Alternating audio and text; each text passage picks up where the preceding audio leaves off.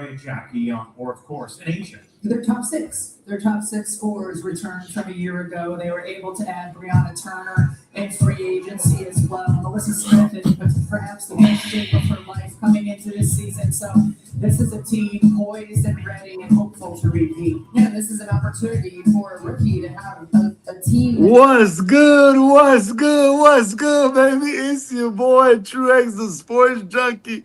Welcome to the NBS Show. Of course, I got my brother with me. What up, Mr. C, the Trendsetter?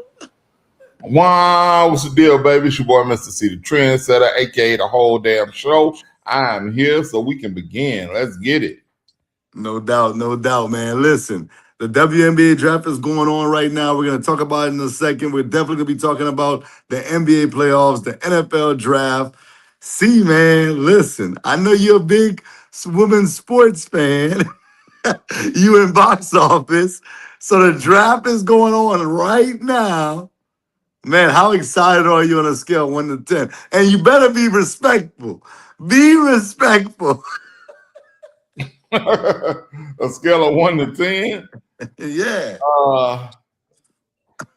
It's under 5. I'll say that. Wow. It's under 5. Wow. I'm going to be real with you. The only excitement I have is due to Big Four.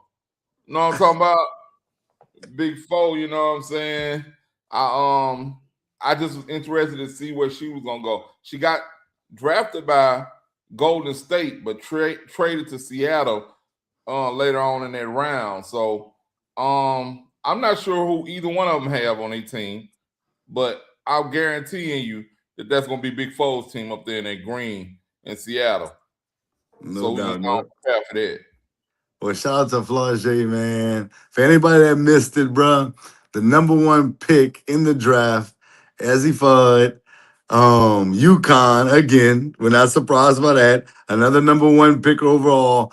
I will say, though, see, I was a bit surprised, not because Fudd is not a good player, but I don't know. I felt like the other 3 players behind her, I think I would have chose over her. And let's start with all 3 of them you would have chose over her? Yeah, man. Okay, so if you wanted a point guard, I would have went Olivia Miles, bro. And that's no disrespect to Fudd, because Fudd's a scorer. She's a bucket. She can shoot. But I just think as far as a pure point guard, I'm thinking about what Dallas needed. I thought Olivia Miles would have been a better fit. I know people are going to say, well, her and Paige, they won a national championship together. I get that. And you never can have enough shooting. But I just feel, yeah, like that's my thing. I understand it, but I think Olivia Miles is a more pure point guard. So I thought they should have went that direction if they wanted the point guard position. And then I felt like you could have moved back in the draft. Maybe a spot or 2 to maybe land Olivia Miles or Fudd. But, you know, I thought Lauren Betts, 6'7", you can't teach that, man. 6'7", defensive anchor, national champion. And what I love about Lauren Betts, which I said on the TikTok and social media earlier today, I put out who I thought was the best 4 players in the draft. The thing about Betts is she had to overcome so many obstacles at UCLA. People saying, oh, she's a bust. She's not who everybody thinks she is. They're not never going to win. And yet they win the national championship this year. I just love that because I think she's battle tested. I think, you know, and like I said, 6'7", and she even said in her interview, I feel like I'm finally coming in and comfortable with who I am. And to me, that's dangerous moving forward. If she's comfortable with who she is, and if she can get her offense, which is not bad, if she can get it up there even a little bit more to match her defense, bro, she could be a problem. But who I think is the best player in the draft is the girl from Spain. I watched her highlight tape. Obviously, I didn't watch her games because she didn't play for a university out here in I was about to say Louisiana, in the United States. But, bruh, she's a bucket. 6'4", crazy wingspan. And, bruh, she's a go-getter. 19 years old. Me, I'm a big believer. If you have the number 1 overall pick, I'm swinging for the fences. I want who I think is gonna be the best player 10 years from now. And I just think that our farm would have been the best, is gonna be the best player. And she went 3 in the draft, kind of like Michael. Yeah. Yeah. It's a big comparison. Don't do that now. Hey, I'm just throwing. I'm not saying she's Michael. I'm just saying. But overall, I think, bro, the women's game is growing. I think you and box office should start embracing that and start tuning in, man, because it's getting good. Next couple of years, Sarah Strong's coming, Juju Watkins is coming, bruh. The W's gonna be lit. I be trying, man. It just I can't. Nah, I can't watch it. I'll watch more college women basketball than I do the W. I know who I will be watching over this year. The Who's Atlanta that? team. Hey, I do want to apologize to the Chicago Sky live on our show right now. I put out a video a while back when they traded Angel Reese, and I was like, bro, I don't know what the Sky are doing no more. But boy, did they shake back. Go and get Diggins. Go and get Jackson. Go and get Stevens. Bro, they are putting together something. Carrington, Sheldon. They they are putting together a roster. I like what they're doing. I think tonight, they drafted Jaquez from UCLA, bro. They putting together a nice little roster this year. So I think they might be a playoff team. And I was dragging them through the mud when they traded Angel Reese. Well, that's the thing, though. You were talking about where they were at that time. Right. Now, since then, they've made moves to make you kind of reconsider what you thought about them. And ain't nothing wrong with that. It's just the fact that at that time, we didn't see the vision. I know I didn't. I didn't, bro. I was like, bro, y'all are trash, man. And y'all are trading the best player on y'all's team, basically the only player that people will show up to watch. You're gonna trade her off your team, and I mean, Skylar Diggins is old now. To be honest with you, yeah, but they did land Rakia Jackson. They got Camila Cardoza. They got some young pieces to go with the older people. Courtney Vandersloot's still there. I think that they're doing a good job as far as balancing their team. I don't know, but did they need anything that they got, anything that they did, they could have kept Angel and did the same thing and made their team really good. I think the issue with Angel, a lot of people didn't like her next to Cardoza. They felt like the Cardoza's big.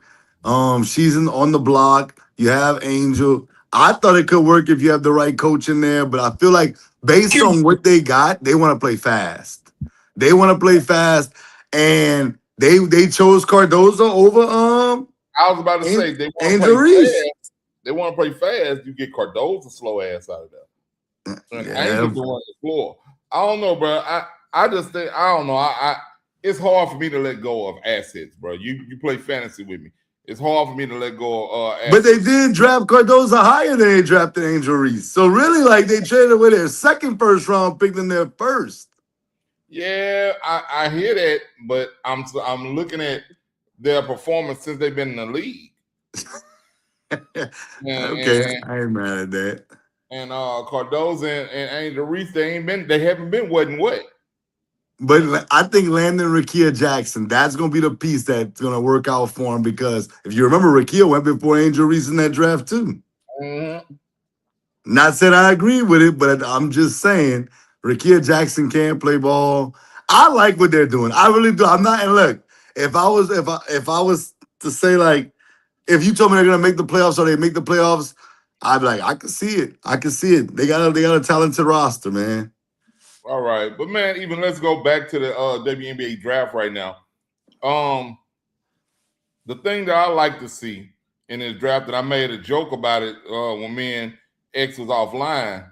I'm just so happy that these young ladies are dressing up and trying to look nice going to this draft, bro, because they used to be rough. It used to be rough when they coming up to their draft, bro. But all these ladies, they made themselves up. They come out, they trying to look the best they can. And I think that if anything, that draws more people to them. And I know it's supposed to all be about ball, but bruh, I'm just saying, you can say that all you want, but you want men to watch. You kind of got to give them something to watch, bro. Because at the end of the day, Bruh. they're not gonna hoop like men. And when we watch them, we're gonna be looking for that. And you're not gonna see them at least be pretty though. Bruh. You crazy ever. I'm just saying, man. But like for real, bro. I'm looking like, look, the number one pick, beautiful young lady, bro. I'd much rather watch her hoop than the Houston Comets back in the day. Wow. See, man, come on, man.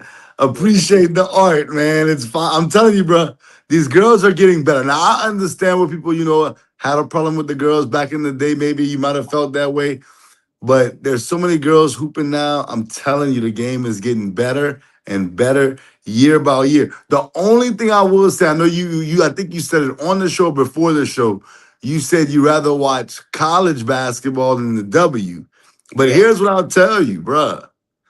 College, it's about 4 or 5 teams that's like clear head and shoulders better than everybody else. You Yeah. maybe can throw maybe a couple other teams. So most of those games are going to be blowouts. The W, man, is pretty balanced, bruh. It's pretty balanced, bruh. Like, Hell, Vegas so, win every year, man. That can't be that bad. no, Vegas don't win every year. Vegas won last year. The year before, New York won. So calm And the year down. before that, who won? Hey, Vegas. Oh, I can't say they're not gonna win this year because they loaded. Golly. But New York's loaded. And shoot, don't sleep on the Atlanta Dream and the Indiana Fever. Like, they have some good teams in the W, bro.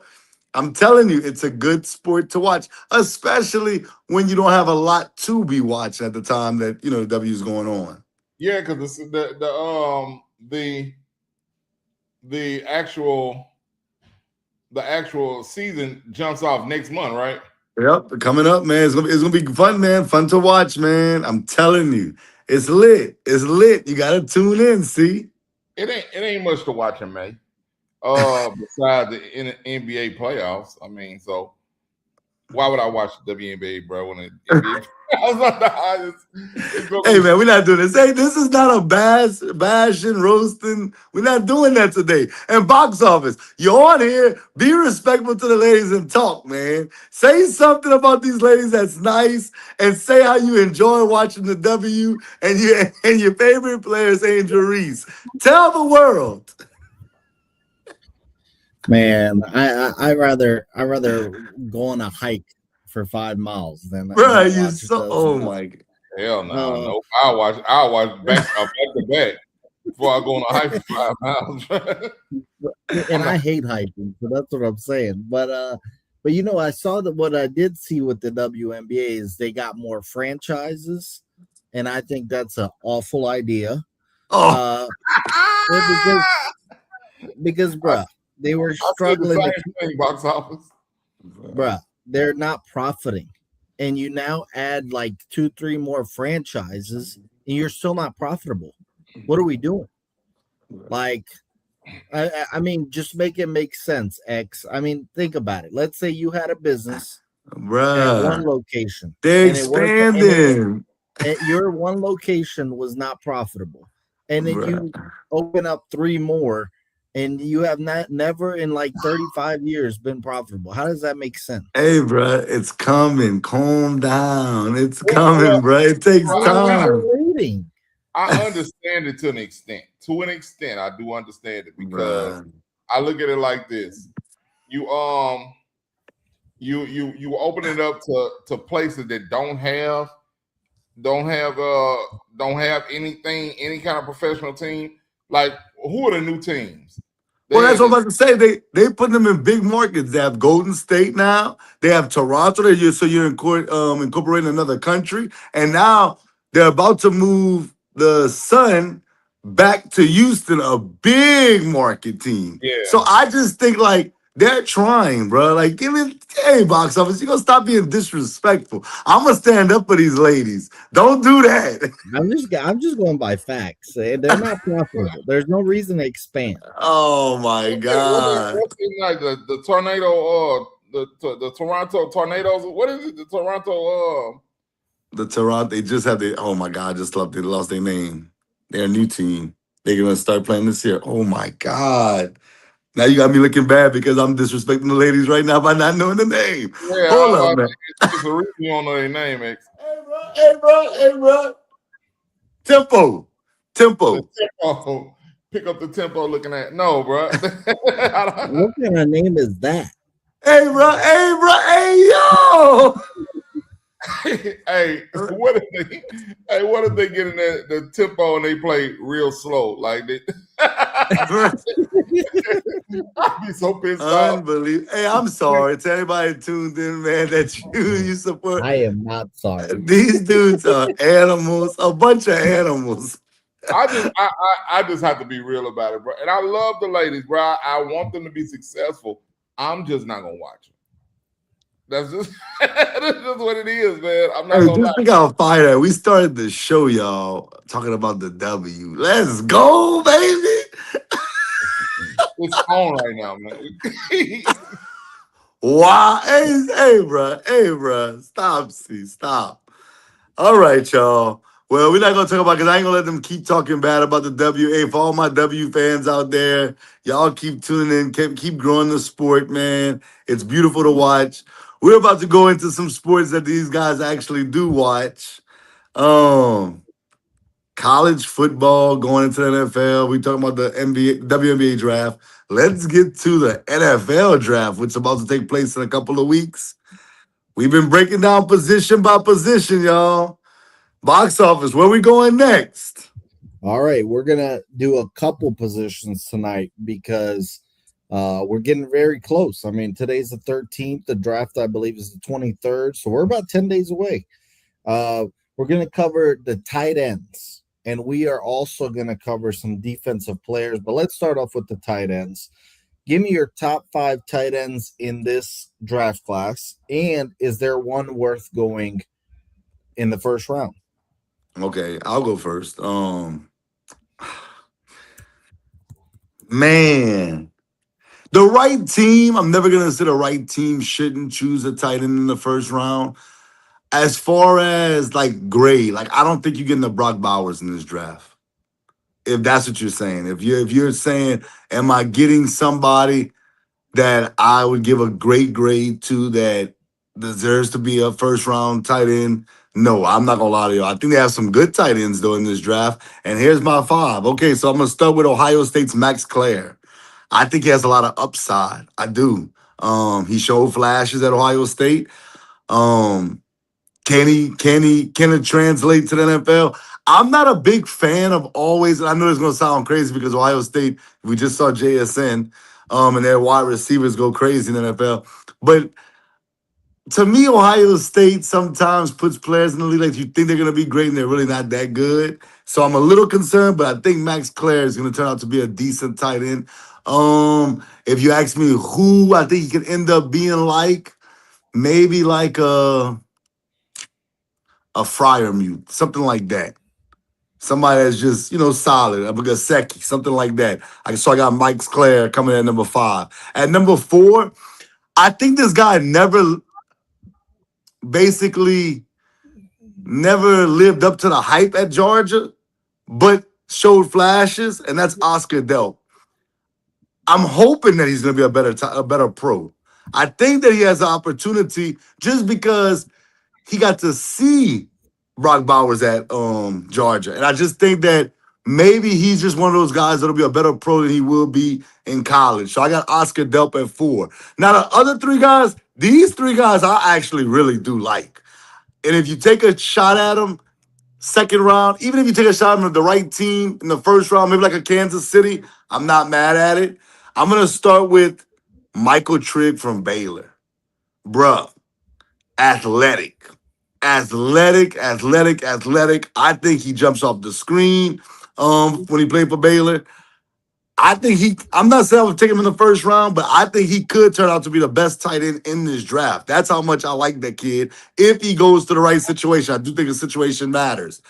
Coming in at number 2, I think probably for me, a guy that I just can rely on. He kind of gives me like Jay Novacek type vibes, Eli Stowers, bro, from Vandy. I like the kid. I think the kid's gonna be good in the NFL. I'm not saying he's gonna be, Gronk or anything like that. I don't see Gronk out of these guys, but I do think Eli Stowers is good. He did some things against LSU that I didn't like this past year. And box office, don't get started. I don't want to hear none of that nonsense from you today. But yeah, I got Stowers coming number 2, and then number 1. It's just the upside, man. Kenyon Sadiq, man, from Oregon.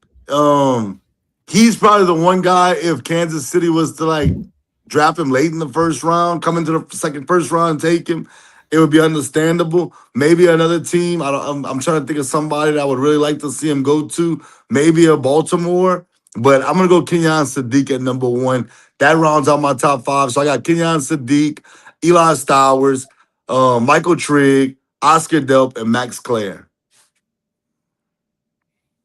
All right, I'll go next. And this tight end group is one of the weaker positions in this draft this year. I'm gonna go ahead and I'm gonna say that out there first. And that's just my opinion. Maybe you think it's a loaded tight end draft. I don't. So number 5 is I'm kind of going by 2. My metrics are based off kind of 2 things: people I actually saw play, and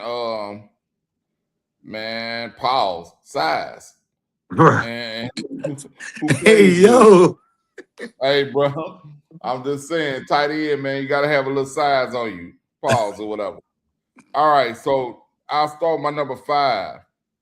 Ole Miss's Daquan Wright, 6'4" senior. I think he's going to be. I think he's not going to be a first or probably second round pick, but I believe whoever picks him is going to find a diamond in the rough when they get him, because he played. I don't know if it was just how Lane Kiffin played him, but he played really good. He had a couple of catches I saw. I forgot who they were playing. That he came over the middle and he just kind of just grabbed it, got hit, and maintained possession of the ball and kept running for another 10 yards. So his run out the catch was really impressive. And one thing about him too, I looked at a lot of highlights from him. Well, not I'm gonna say a lot. He's a good blocker too. He's a good blocker, and like I said, it depends on where he goes and how he's coached moving forward. I think he's gonna be a diamond in the rough, and people gonna be surprised by him. All right, so number 4. I'm going with Max Clare, 6'5", out of Ohio State. Like you said, man, I think he's one of those guys. I liked your comparison. Who you said, Freiermuth? Mm-hmm. I liked your comparison with that. I think I want to say I saw somebody else compared him to Jake Ferguson. I can see that too. I can see that, and you know what I mean. Him being a Jake Ferguson type player in the NFL means he's not gonna really be a stud, but he'll be good. He'll be good depending upon wherever he goes and how they use him. So if he can get to the right team, just kind of like Dallas used Ferguson, he'll be good. Next, number 3, I'm going with Eli Stowers from Vanderbilt.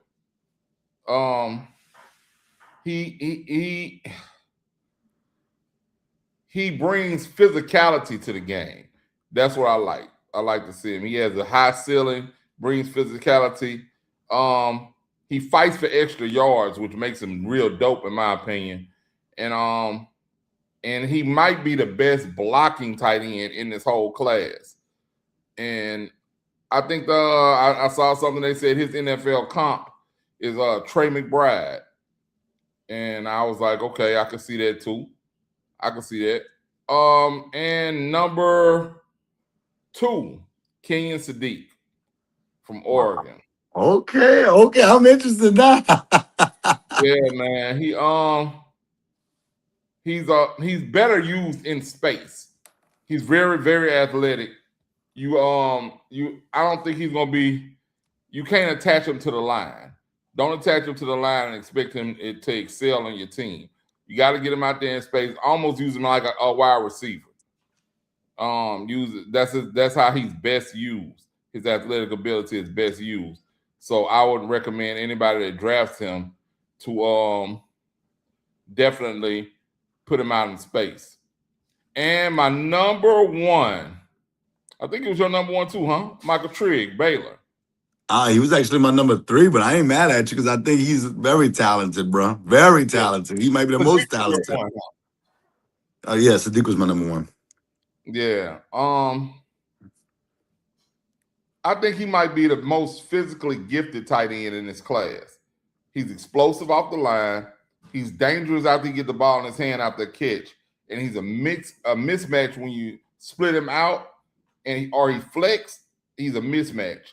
Kind of like I'm waiting for this guy to develop that he still hadn't developed, but I saw him on Hard Knocks and I saw all the physical tools he had, and I was like, dog, this guy's a stud. And Njoku, I don't see how he hasn't developed into a premier tight end yet because he's so talented, he's so physically gifted and imposing. I would have thought that he'd been matured and turned into that by now. So I think Michael Trigg going into the right situation, I think that he could use his physical attributes and actually be a very good player early on in his career. Is he a first round pick? It depends on where who's on the board and what they actually need on their team. I don't know a team that thinks that they're a tight end away from being contenders. So I got the picks up right here. That's the first 18 picks. I don't really see him going to any one of these teams. You think if Kansas City moved back into the first round, they would go after him? They signed Kelsey for what, 3 years? I didn't know it was a 3-year deal. See, I'm lost. I don't think he's playing in 3 years. If I'm not right, I don't know, man. Kelsey may have 1 year left in him, bro. Yeah, but they got who that? Yeah,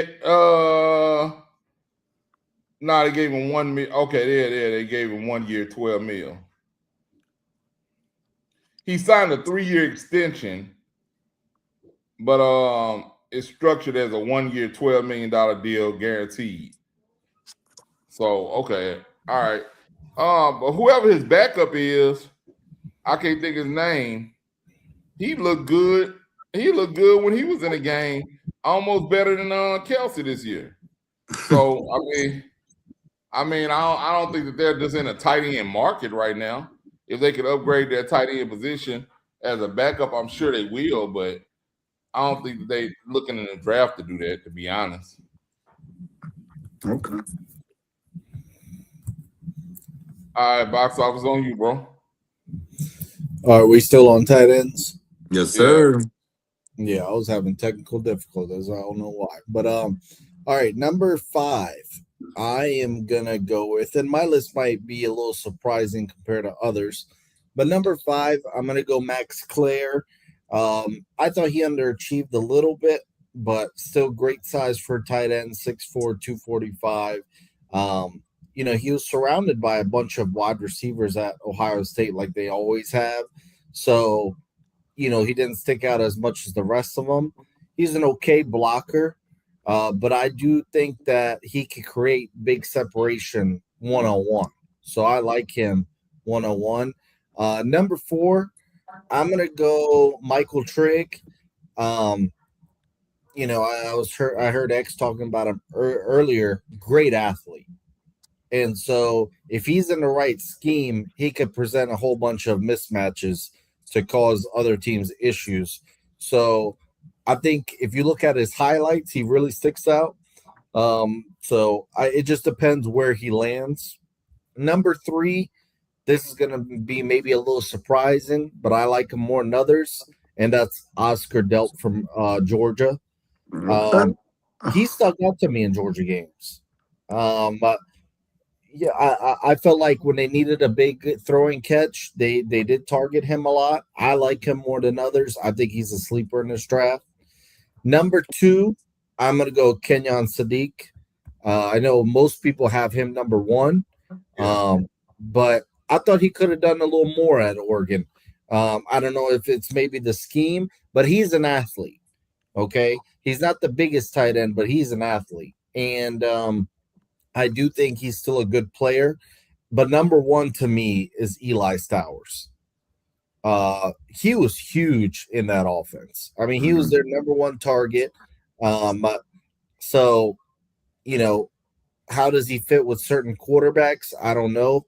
Or like what quarterback fit, he is most friendly for him. Is it a running quarterback like the one he had, or, is it a stand back quarterback in the pocket and throw, or maybe it doesn't matter for him. But I love his combination of his size. I love how he did it in SEC conference. And he did it for multiple years. I was impressed by Eli Stowers, and I think he's the best tight end in this draft. But I will say this, I don't think anybody's a first round tight end here. I don't. I maybe someone reaches. I wouldn't be surprised, but I think they're all round 2 and up. And I would only target Sadiq and Stowers in the second round. Delp to me is a third rounder, and so on. So I hope they prove me wrong, but I do think that none of them are first round tight end. Me and you had the exact same 5, just in a different order. I didn't think we was gonna have the same 5. And see, you had 4 of the 5 that we had. Yeah. So I mean, well, I'll do y'all off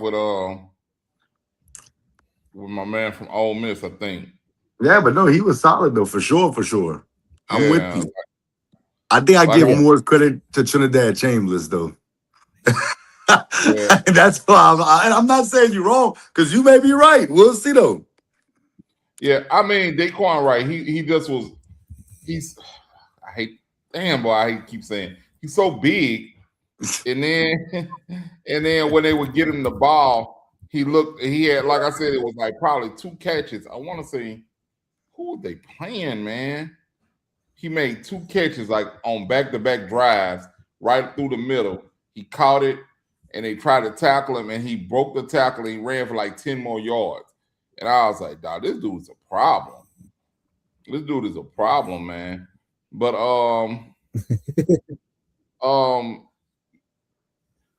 box office, your team is Texas. What about that tight end over there? Injuries. I thought he underachieved as well. I just thought he could have done. I expected a lot more. So he transferred from Cal, where Mendoza was his quarterback, and he's a big body. In the highlights, I was looking at Cal. I was okay. I see a lot of potential. Then he goes to Texas. I just felt like he disappeared in a bunch of games. So I think he's a 4th round, 5th round tight end. I don't think he's a long-term NFL prospect. Like I said, I thought he underachieved. I was expecting way more from him at Texas. I actually felt like he did better at Cal. I think I remember seeing him in that Oklahoma game. Didn't he have a couple good catches in that Oklahoma game? I think so, but it just wasn't consistent enough. Yeah, because I didn't really watch him much. I looked at a couple of highlights getting ready for this, but he was just one of the ones they had listed. I think they had him listed like the 8th best tight end on a lot of lists, and I was like, let me go just check him out. And I think that's about right though. 7th, 8th tight end. Just nothing special. I actually like the Ole Miss tight end. I forgot his damn name, but yeah, like you mentioned him during those playoffs. He actually stepped up in big games, and I felt like Jack Indries just didn't do that. Yeah, I don't like his name.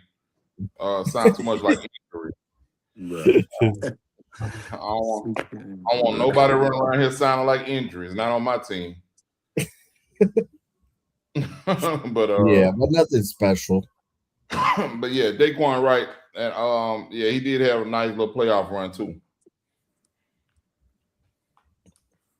All right, so where we Definitely. going now? With it? All right, let's move on. Let's move on to the defensive side. So we'll just do top 5 defensive players overall in this draft.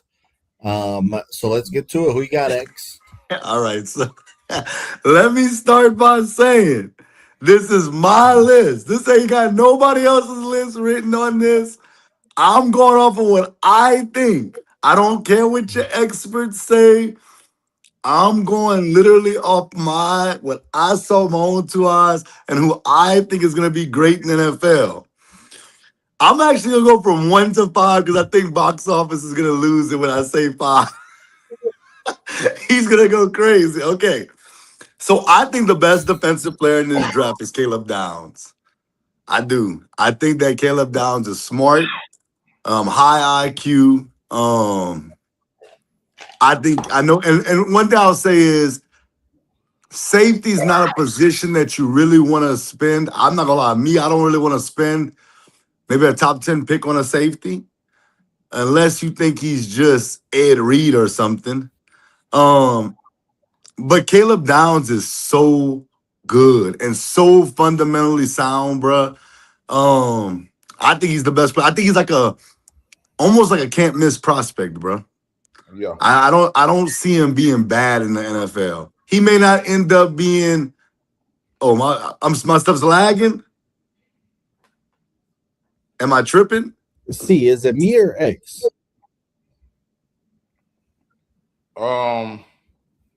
It's X. You can't. My stuff's tripping right now. Oh, you good now? Okay, I don't know what Yeah, happened. you're good now, but it was going in and out. It was going in Okay, and out. my apologies. I don't know what happened, but yeah, I think Caleb Downs is a can't miss prospect, bro. I just and for that reason he's number 1. Number 2, box office about to not like this one. Mansour Delane. I think that he's everything you want in a number 1 corner. I think if any team takes him, I think they're getting a shutdown guy. I think he can play in different systems, whether it's man, whether it's zone. The dude's a beast. And I'm not just saying because he plays for LSU. Like, I really think that kid got it. He reminds me of, I don't know if y'all will remember, but he kind of has like some D'Angelo Hall in him to me. Going back to Vitek. I just really like this kid. I'm not saying he's going to end up being Dion or Darrell Reeves, but I do think D'Angelo Hall is a fair comparison. And he actually played for Virginia Tech before he transferred to LSU, ironically. But I think Mansour Delane is the number 2 best prospect as far as defense is concerned. Now, number 3 and 4 come from the same team. And no, I'm not talking about Ohio State. I'm talking about Miami. I got Ruben Bain and Akeem Messador. I know people's gonna say, X, you tripping. But I really believe in these 2 guys. I know people saying Bain's arms are short. Dog, Bain has a motor that doesn't stop. Bain keeps going no matter what's going on. I'm sorry, y'all. My phone acting up again. And then Akeem Messador, I just love him as a pass rusher. I know everybody talks about David Bailey and all the other guys, but to me, Messador jumped out despite everybody really talking about Bain for the most part. Everybody all year long, you heard about Bain, but Messador showed up in the playoffs. He showed up throughout.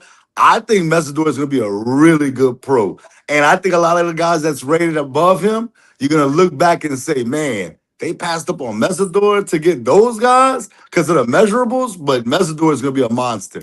And here's my final pick for the best defensive player. And look, I know Boxer, hey Boxer, I don't care. And I don't want to see you shake your head and see you might even shake your head.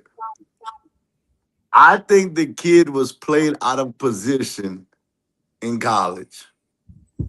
I think this kid has superstar written all over him, and that is Harold Perkins Jr. I swear to God, I'm not just saying that. I know what I saw with my own 2 eyes his freshman year. And they tried to move him around in different places.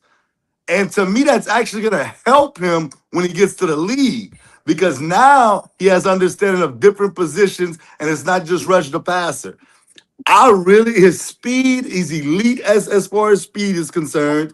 He can pass rush. Now he can drop back into coverage a little bit. He can play multiple positions. I really think that he's going to be the steal of the draft. A couple of years ago, after his freshman year, they were saying Harold Perkins was a surefire top 10 pick.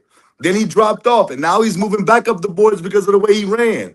I swear to God, I'm not just gassing this dude. I think when it's all said and done, Harold Perkins will be the steal of the NFL draft. I'm saying it right now, before the draft even happens.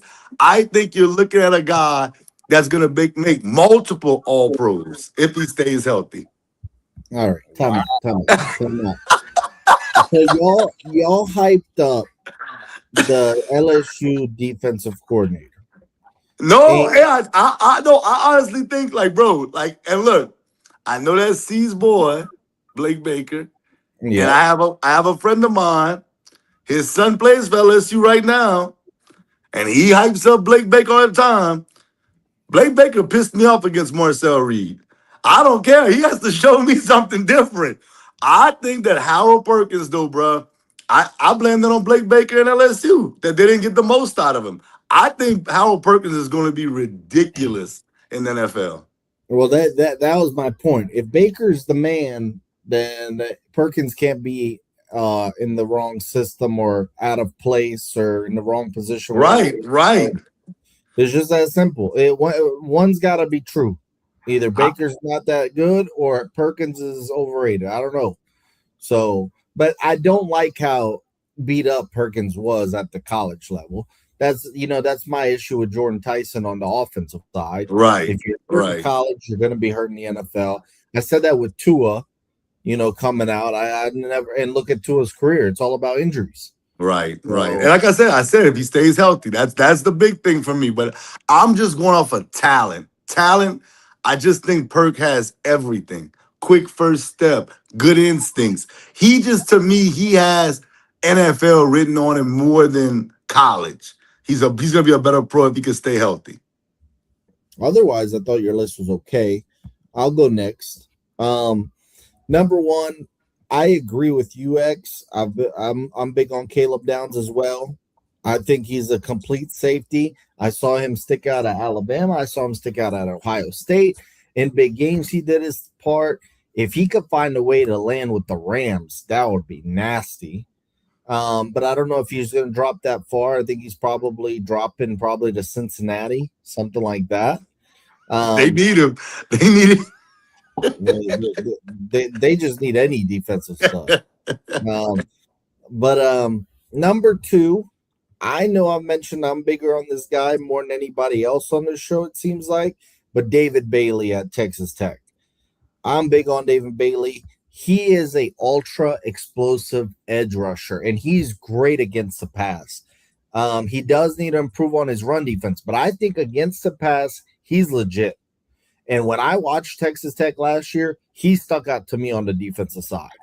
And I think he's the best pass rusher in this class. And I know there's going to be a lot of people that don't agree with that. But my second best pass rusher is Ruben Bain. I don't care about the small arms or whatever the hell they're saying. I think Aaron Donald had small arms. Right. Doesn't matter. The tape doesn't lie. When I watched Miami, he was a stud, as well as Mesidor. But I like Ruben Bain against the pass and the run. I think he's better overall. So I think Ruben Bain is the third best defensive player in this class. Number 4, I'm going to go with Arvell Reese at Ohio State. I like him more than Sonny Styles. Sonny Styles is better size and he's more linebacker, but Arvell Reese is the actual pass rusher. He's only 20 years old, so he's only going to get better and better and better. And number 5, I'm not going with either LSU guy. You're such a hater, bro. I think this guy is flying way under the. I know what you're going to say. Go ahead. I already.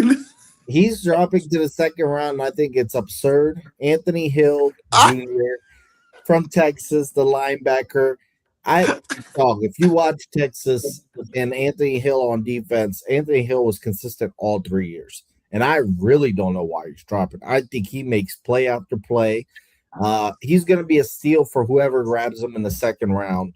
So to recap, Caleb Downs, the best defense player. Number 2, David Bailey. Number 3, Ruben Bain. Number 4, Arvell Reese. And number 5, Anthony Hill. Okay. Both of y'all got nice lists. I'm gonna go different than y'all though. Okay. I'm going Arvell Reese first. Wow. He's the best defensive player in this draft, if you ask me, bro. And it's just because I believe that he's going to translate better to the NFL than all these guys. He can play the edge or the linebacker role. I think his quickness is crazy. His quickness is crazy. Had about 7 sacks, I think, this year, and he played in a very good Ohio State defense. So, you kind of take it for granted, but I really do think that he'll be the best defensive player in this draft. Number 2, Mansour Delane. And I know what y'all thinking. Wow, 2? Yeah, man. Mansour Delane, and it's not just because he's from LSU, bro. It's the jump that he took from Virginia Tech to coming to LSU, and he was like second team All ACC or something last year, to becoming the best cornerback in the country in 1 year, to where I think he only allowed like 17 passes all season or something like that. Shout out to Corey Raymond. Yeah. And in the NFL, you're looking for a shutdown corner. If you can find a shutdown corner, that's I don't care where you're picking in the NFL. If you got the first pick or the last pick, if you can find a shutdown corner, you're going to take it. And I think that that's what they need to do. If you have Mansour Delane still on the clock, and you should take him. I like him at 2. At 3, Caleb Downs. Now, Caleb Downs, I think he's going to be maybe the most consistent NFL player because he's a safety. He's a safety. You can I think that they projected him to go to my Saints, right? So I think he comes in at the Saints, and he comes in and he fits right in, man. I think you can play him at that star role, or you can play him at free. You know what I mean? And he's smart. He knows how to play. And he doesn't, if you ever look at any tape on him, he doesn't miss too many tackles. That's what I like about him. When he does come up to make a tackle, he doesn't miss him. He's going to wrap up. He's going to get you down to the ground.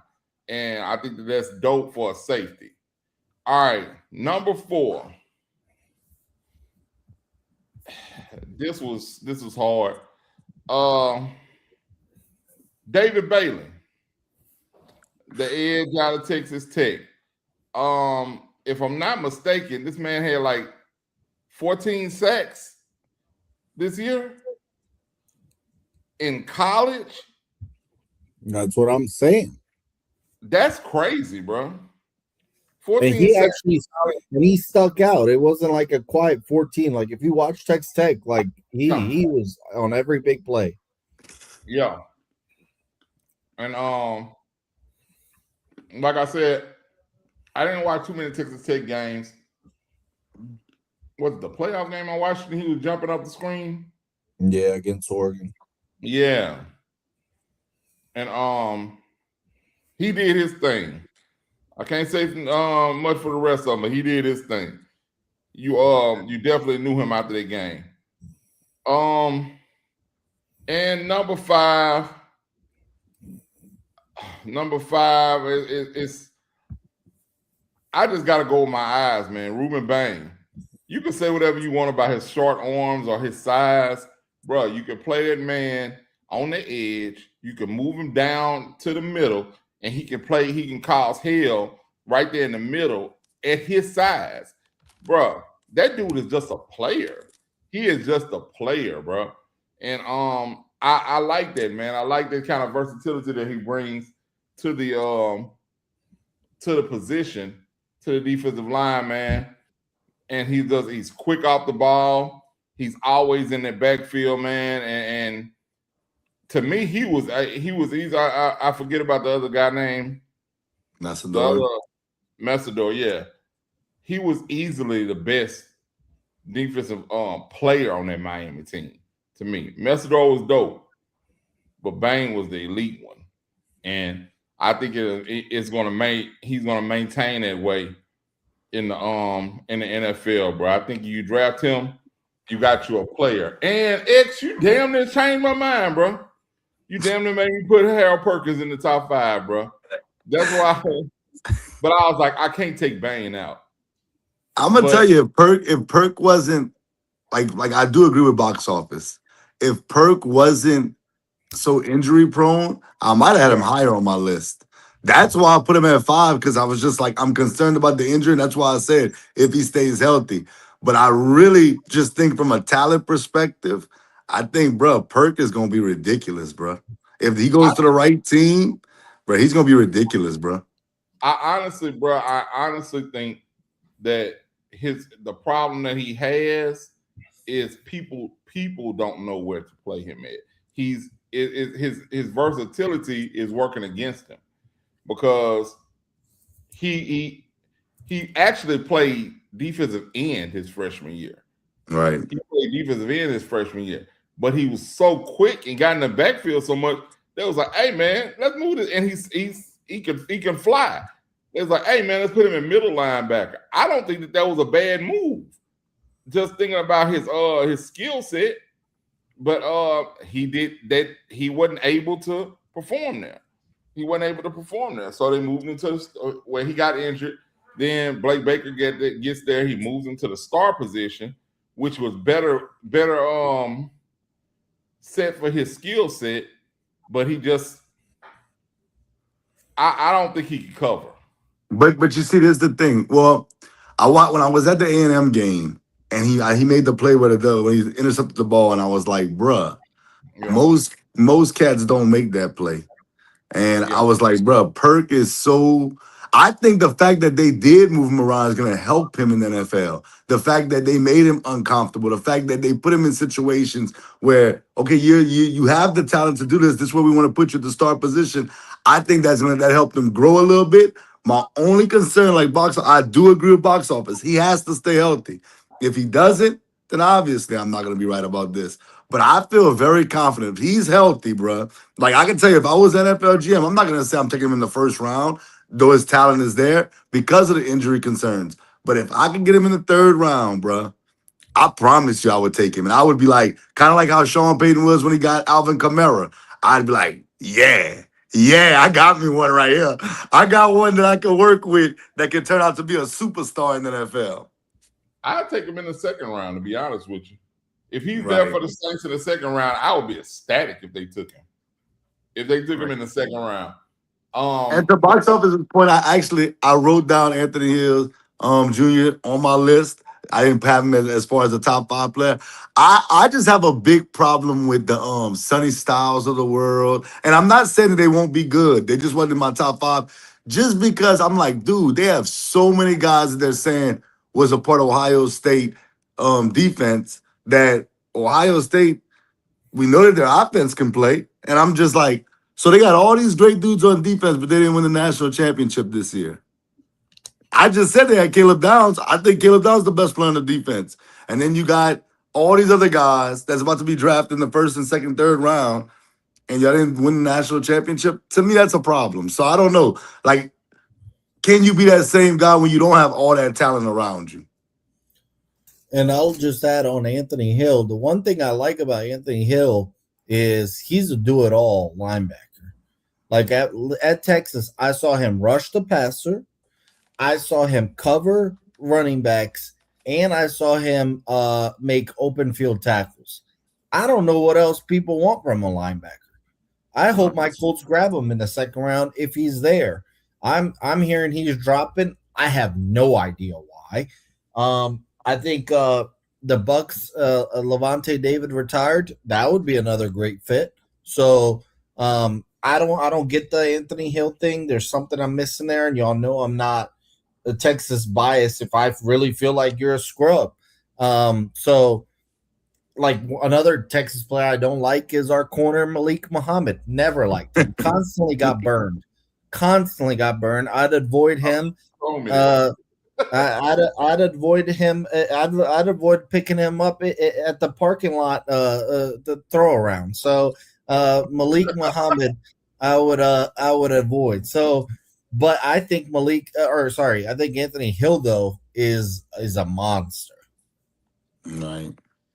And I think with Bailey, for me, I know I told y'all, it's not the production, bro. It's really not. Texas Tech just plays in the Big 12, and the Big 12. Okay, I get it. You had the production, and you had the best defense in the Big 12. One of the best defenses. 14 sacks, bro. I get it, but the Big 12 likes to throw the ball a lot too. Yeah. And I'm not. Hey, I could be completely wrong about him. Hey, if he goes out there and does it, hey, shout out to him. I'm not rooting against the kid. I don't know. What do you know about pass rushers after hyping up Shamar Stewart last year? Hey, yo. Shamar Stewart tripping, man. I ain't gonna lie. You making me look like a fool out here in these streets, man. Y'all loved him last year. I did. I won't lie. I did like Shamar Stewart, man. I really did, bro. Damn, bro. He was bad. He was bad. Hey, man, he's still young. He could have a breakthrough. You just got to get it together, man. It's true. I'm not trying to doubt his future, but I didn't see it at all. Right, man. But I mean, I think we all had some decent lists. I mean, you never know. You have to go out there and prove it. But yeah, I'm just not as high on Bailey as y'all are. If he goes out there and proves me wrong, I'll give him his credit. Yeah, man. I see, bro. I really think that the steal of the draft, depending upon who gets him, Mansour Delane, bro. I think that he's gonna go top 10, and I think he's gonna make an immediate impact on the team, bro. We'll be talking about him in the Pro Bowls and possibly All Pro in the next three years. And just to defend David Bailey a little bit, so he transferred from Stanford, and what I liked is he got more and more sacks every year. So he went from freshman year 2.5 sacks to sophomore year 5 sacks to junior year 7 sacks to 14.5 last year. Right. So every year with more snaps, I saw good production in the Big Ten. I saw it, in Stanford's in the ACC now. Yeah, ACC. And then obviously in the Big 12. So I like that David Bailey got better. Now, give us a guy that's flying completely under the radar that might go late second, third, fourth round that you didn't mention already that might be a monster in the NFL in this draft on the defensive side. Well, I think it's Harold Perkins. I don't think he's going first or second round. That guy you didn't mention. Guy you didn't mention. A guy I didn't mention that I think can be really good in the NFL. That's gonna go late. If you have your guy, you can say it. I'm trying to think of somebody that I really, really like. I'm debating between a couple. Let me see. I don't know. This guy Mike, he probably gonna go before the late second round. Peter Woods, defensive tackle. He's definitely going for top 2 rounds or first 2 rounds. Yeah, I'm not. Yeah, that's what I'm saying. I'm not sure if he's gonna go late. You're saying late second. He could possibly go in the first, depending upon who's on the board. But I can definitely see some teams, because defensive tackle is one of those positions. If you can hit on one, you set yourself up for success. And I'm not picking an LSU person because I don't want to seem like a homer. I'm trying to think.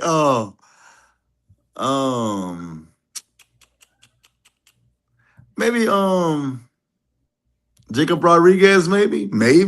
I know. Okay. I'm not saying like I love him because I don't, but you can't deny what he did in college. You know what I'm saying? Like that's the thing. He got what's my boy from Penn State? Paul.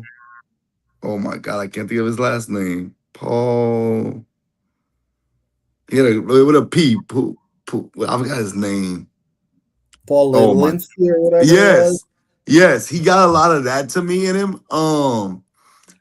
So he can be productive in the league. The fact that he had a lot of tackles, he was really good on a really good defense. He understands scheme. He could be really good though. I'll go Rodriguez. I'll go a guy y'all know of, D'Angelo Ponds. Oh, I I'm love Pons though. I think Pons should go early.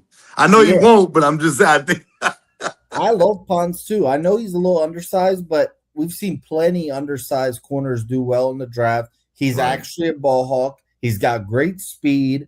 I saw the tape. I don't, one thing I've learned over the years with these drafts is the tape doesn't lie.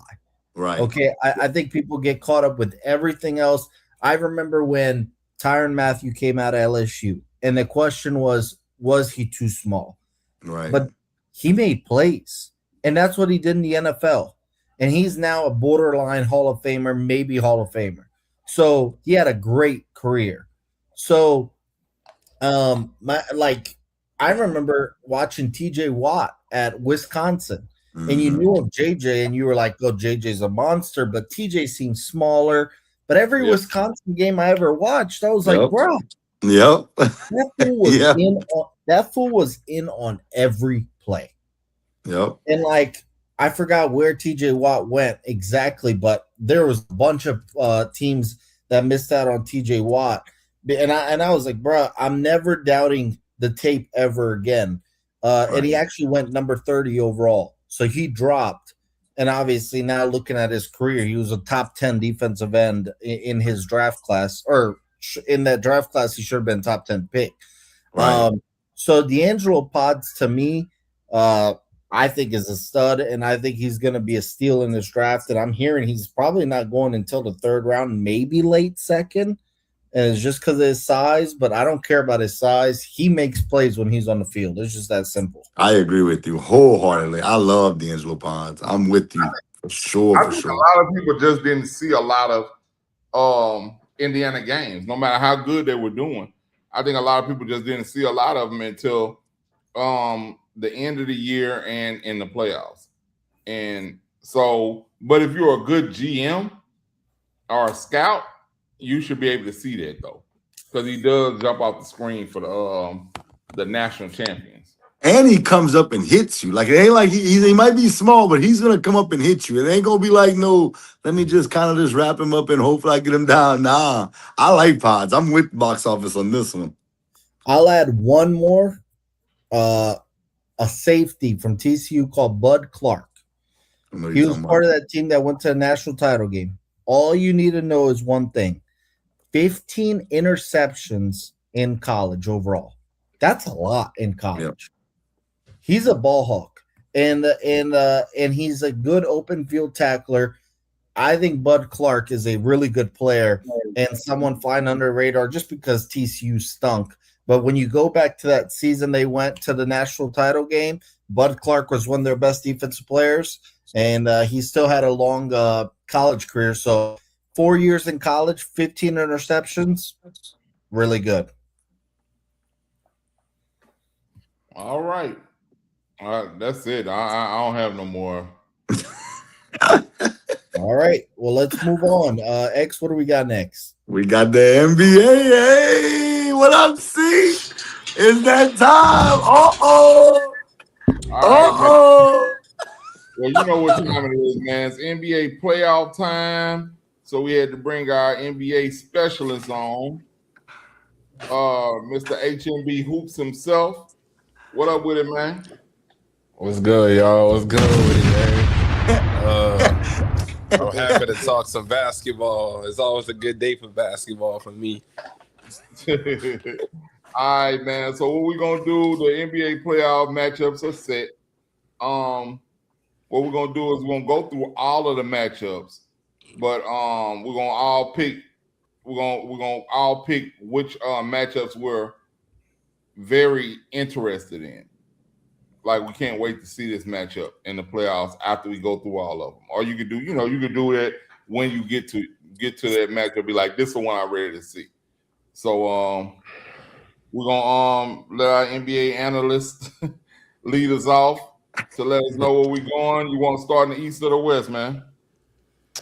All right, we can start in the East Coast. All right, we got Yeah. first up playing boys, the Hornets and the Heat. That should be an interesting game. I think I already know who's gonna win that game though.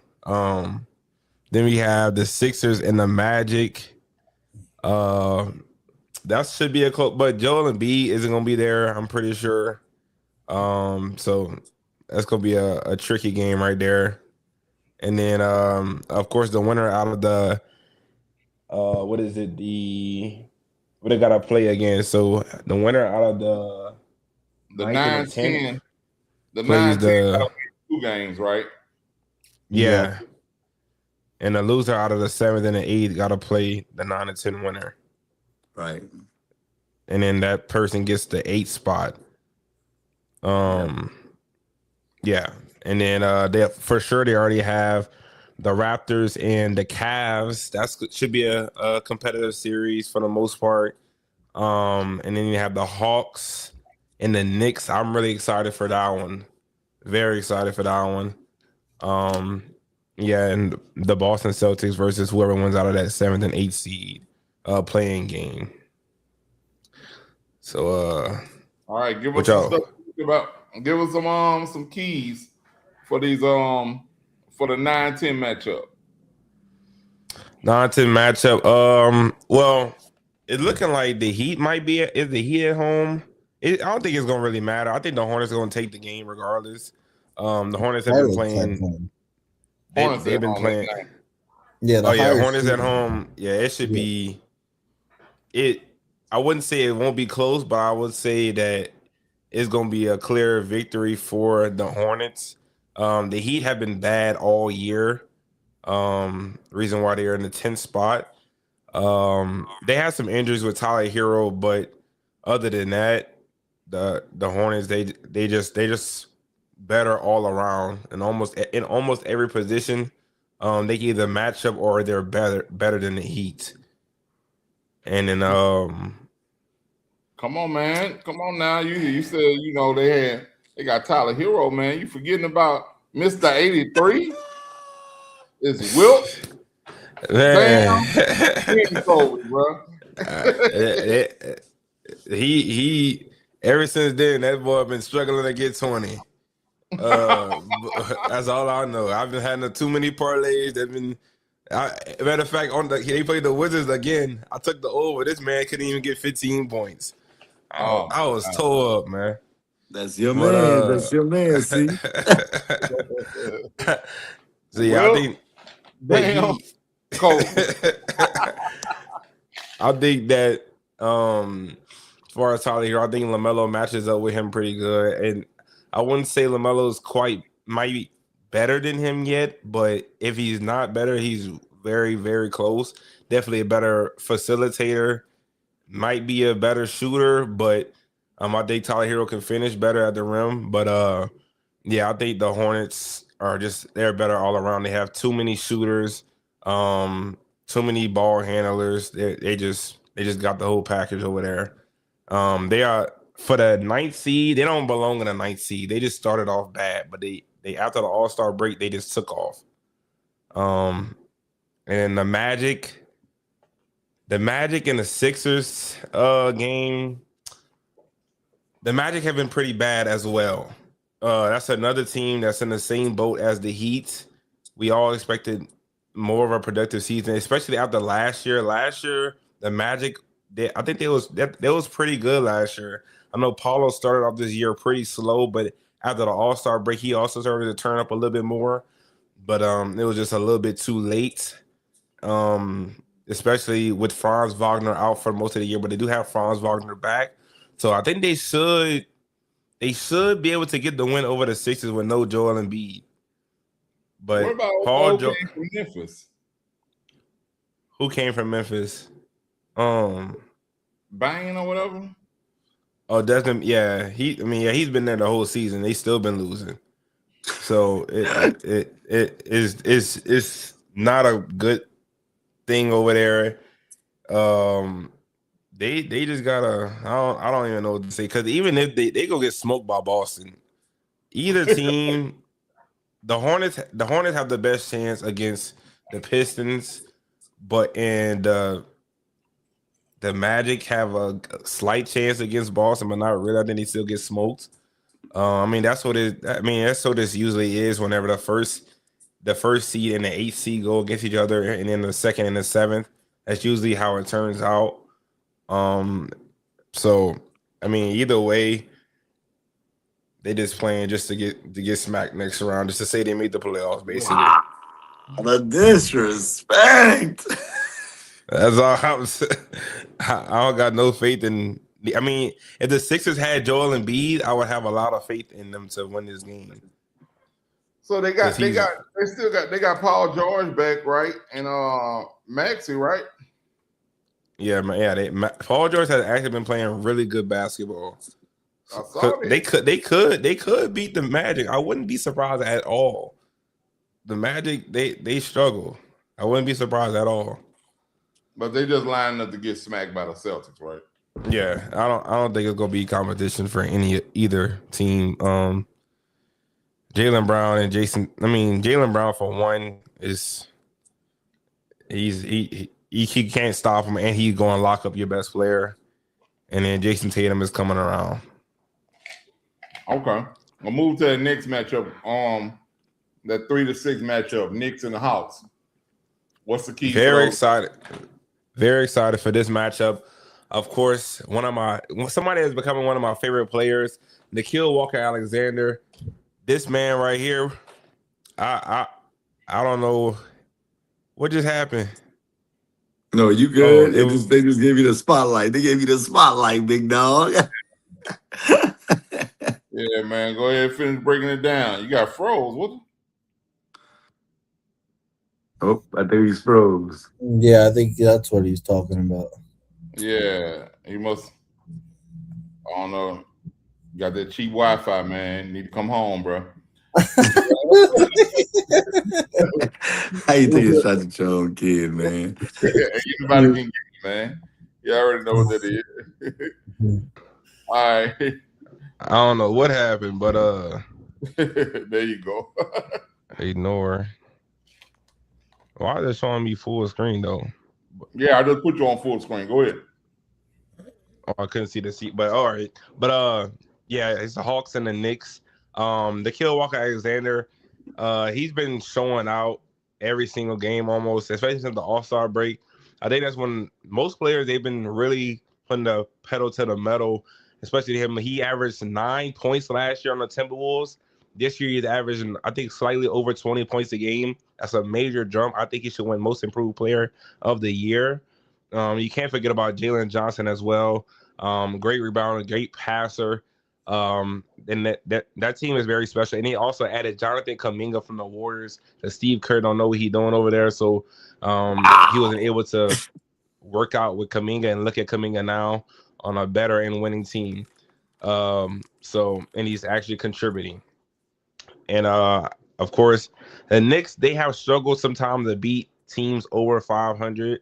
But they get the job done for the most part. But I think it's gonna be very, very close. Do I think that the Hawks could beat them? It's gonna be tough not having home court advantage. Very tough. So I would have to go with the Knicks. If Jalen Brunson has been turning it up the last month. He hasn't really went under 20 points any of those games. He's been that playoff Brunson, I think, is activated. So I just think the Knicks should take it, but they're gonna have to play 100% each game. They're gonna need Mikal Bridges to show up as well, because Mikal has been missing in action a lot of these critical games. All right. What you got, X? What you think? What you think about this matchup, Knicks and the Hawks? I can't hear nothing. Well, okay, so I want to rewind a little bit, bro. I want to Okay. say, can I give my prediction on all the games, or you want me just to tell Yeah, you no, my no. Yeah, no. Go ahead and go back to them. I just realized I did that. I Go can't ahead. hear nothing right Yeah, now. no, I got the Sixers beating the Magic, bro, in the first matchup. I think the Sixers get them even without Embiid. I like what you said about the Magic and just starting slow, but I think the Sixers are starting to pick it up. I do think you agree with you on Paul George. I want to see the Sixers versus the Celtics in the first round, even though I I agree can't hear with you. nobody. You can't hear it, see? um, but as far as the next matchup, I think that the Hornets beat the Heat, and then the Hornets turn around and beat the Magic, and we get Hornets versus Pistons in the first round, which I think is going to be fun to watch. So yeah, as far as the playing games in the East, that's the way I see it. I want to know what y'all got before I give y'all as far as the rest of the playoffs on the East is concerned. Who do you have winning the playoff game? I mean the playing games. The host has a medium mic. You I you can't on hear my nobody in here. See, just help your son out with the Wi-Fi for this month. But I'll go first. All right. First off, I want to say these playoff games in the first round is a complete doozy. I can't wait for the second round because the first round it's looking like the WNBA. I mean, it's just Hey yo! in the Charlotte Hornets Heat game, I'll go Charlotte. Miami's terrible and they're underachieving. I can't believe they're that bad. Charlotte's hot right now. Charlotte's gonna win. And then in All the right, bottom there you go. game, Joel Embiid. Joel Embiid can't stay healthy. It's just that simple. I don't know why he's in the NBA at this point. I think he's stealing money. He's stealing money at this point. Like he just needs Wow, to be take his old respectful, ass. box office. He just needs to take his handicap ass home and enjoy the money he's made. I don't know why he forces basketball. I mean, at this point, he might take a grocery take some Watch groceries your to mouth. Costco and slip over there. I don't know. He just can't stay healthy. The Magic are gonna win there, and the Magic are gonna get their ass whipped by Boston, and Detroit's gonna beat Charlotte. So really, those playing games don't matter. And then on the West Coast, I got the Clippers over the Warriors. Warriors let go of Kuminga and Butler got hurt, so they just have no shot at this point. I don't care if Steph is back or not. Give me the Warriors, give me the Clippers to play the Thunder, and they're going to get swept in 4 games. And then I've got the Suns beating the Blazers, and then those Blazers will lose to the Clippers. That's why the Clippers will get OKC, and the Suns will also get swept by San Antonio. So that's what I'm saying. The first round is a complete doozy. I mean, it's bad. Be respectful. I can't wait for the second round. Be respectful. All right, let me go ahead and give you mine then. I agree. 9-10 matchup on the East is trash. I look at the Charlotte Hornets way better. What is going on? In the league, bro. They were terrible. They were terrible to begin the season, and then like Hunter said, man, they turned it on after the All-Star break. But I mean, making it to the play-in game is awesome for them. I don't like LaMelo though, bro. I don't like LaMelo. If LaMelo could stop doing dumb stuff and probably take the game seriously, he could be a much better player. But I think that they're overcoming that this season. I think they're overcoming it this season, and it's making them a lot better. And they can actually can make a play-in game which they couldn't even do in these previous seasons. Which brings me to the 7-8 matchup, which is the Sixers and the Magic. I got the Sixers, bro, because Tyrese Maxey and Paul George, that should be enough to beat the Magic. The Magic have underachieved tremendously this year. People had the Magic being in the Eastern Conference Finals this year, and they're nowhere close to that, bro. They're gonna get put out in this little play-in tournament, and so I got the Sixers going on to play the Celtics, and they're gonna get swept. They'll get swept. At the very least, they'll get a gentleman's sweep. But I definitely got them losing. But here's where it gets tricky. Hornets, Pistons. I got them going 7 games, bro. Wow. I got them going 7 games. And I could be wrong. But I think that the Hornets are so they're on a roll. They actually know they're learning how to play with each other now. So they're getting better. If they could just limit LaMelo from doing 3 dumb things a game, if he can just stop doing 3 of them, just 3, they could take this. They could take this at least 6 games. And if they can take it 6, if it goes 7, I'm taking the Hornets at 7. I'll take the Hornets. And in a big surprise to everybody. All right, let's switch it over here to the West Coast. 9-10 matchup. Clippers, Golden State Warriors. Bro, the Warriors, I wouldn't even try to make this play in, bro. I'd have just gone tank. There's no reason for them to be over here, bro. Steph came back for what? I mean, bro, it's cool you want to say you did make at least the play in, but who cares, bro? I don't know what's going on. I'm sorry, y'all. But Draymond looking like a shell of himself. He's a bench player now. Steve Kerr, it's funny what you can do when you got the best players in the league on your team. And now you show when you actually have to coach what happens. So with that, all that being said, I'm gonna take the Clippers. I'm gonna take the Clippers to beat them. Then we'll go to the 7-8 matchup. I got the Suns, bro. I just still don't take the Blazers seriously, bro. I don't take them seriously. They've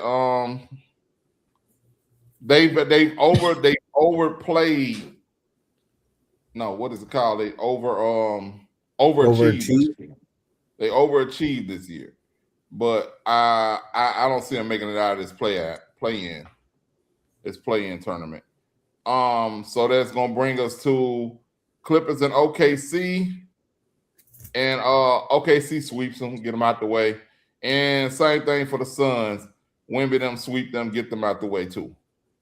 Wow. So on the other side, we move to that Knicks Hawks matchup. Who you had with that, Hunter?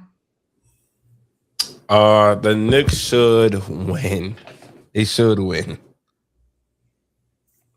Y'all got all my picks, huh? Y'all got all my picks too, huh?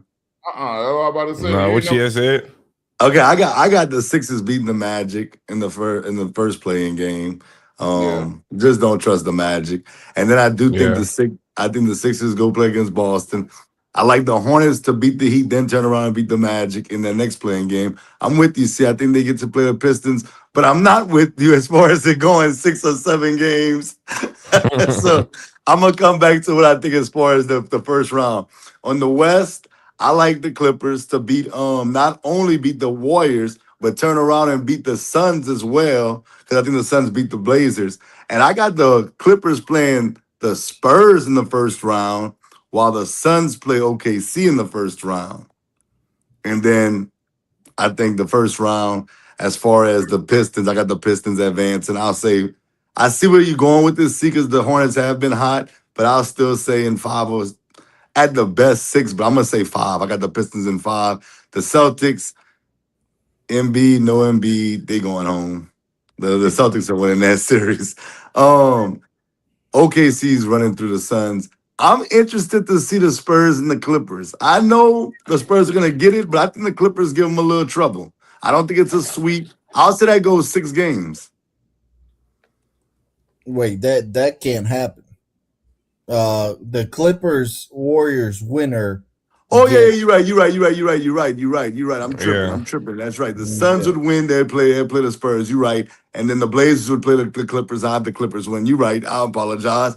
And well, I think the Clippers play OKC, and OKC wins that, and the Spurs win that in the first round. I'm tripping.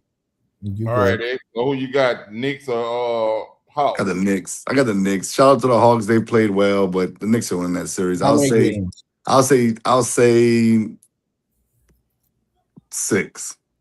Yeah. Hold on, how many games? I think they get 6 too. Knicks in 6. Yeah, I'm gonna go Knicks in 6 too. Atlanta's getting better, but they're not there yet. I got New York at 6. I got Knicks in 5, bro. And who would think that trading Trae Young, the team would actually get better? You know what I mean? You never could have. You never would have been able to tell me that they traded Trae Young, who was quote unquote their best player, and they're not in the play-in. They're already in the playoffs. They start off the league at the 6th seed. I don't think they've done that since he's been there. I mean, It's a league of the big guards. But that's what I always tell you. See, you can't be scared to trade, man. You gotta let them boys go sometimes, man. I'm gonna say this. I'm glad you brought that up. Look, OKC, they had Harden, they had Westbrook, they had KD. They got rid of all them. I mean, I say they got rid of them. Some of them left, but they lost them. They had Melo, they had Paul George. They got rid of all them boys. And now look where they at. Sometimes you gotta just let them dudes go, man. And it comes out better for you. It's like a relationship. Sometimes you gotta let that girl go. Let her go. It's something better for you. Man, nope. Nope. Kamara go die here. So in fantasy, bro, next year, look, you gotta let them stars go, man. Just trade them to your boy. Absolutely not. All right, let's switch over to the Knicks matchup on the East. You got the Raptors and the Cavs. Who we got there, Hunter? Oh, go ahead, Hunter. Cavaliers, of course, without a doubt. Without a doubt. If the Raptors want a chance, Brandon Ingram is the key. Because if he doesn't show up, it's gonna be a sweep to me. The Cavaliers fully healthy. They should be healthy. I don't think Donovan Mitchell is gonna miss any games to start the playoffs. I know he's been sitting out recently, but I think these boys over there, with the addition to Harden, and then what's his name? Jared Allen has been playing really good. I don't think they have a big to match up with him over there either. I think they might be. Sometimes they have Scotty Barnes matching up with the big sometimes. So I don't see that working well at all. So I think that if it's not a sweep, it's Cavs in 5. Wow. Right. Okay. I'll go next. I got the Cavs in 6. I think you just disrespecting Toronto. Like, it ain't like Toronto's just trash. I like what you said about Ingram, though. I do agree with you. Ingram has to show up, but I think he will. But I do think the Cavs ultimately get it done in 6. Yeah, I'm gonna go Cavs in 6 probably. They're the better team here, and they have home court. I have no other reason to go with Toronto. I got the Cavs in a sweep, bro. I got the Cavs in a sweep. The only chance that the Raptors have in this is come on, man. That is the only chance, literally. That is the only chance. If she had the game. Ain't no telling what Brandon Ingram gonna do if Big Glorilla at the game, bro.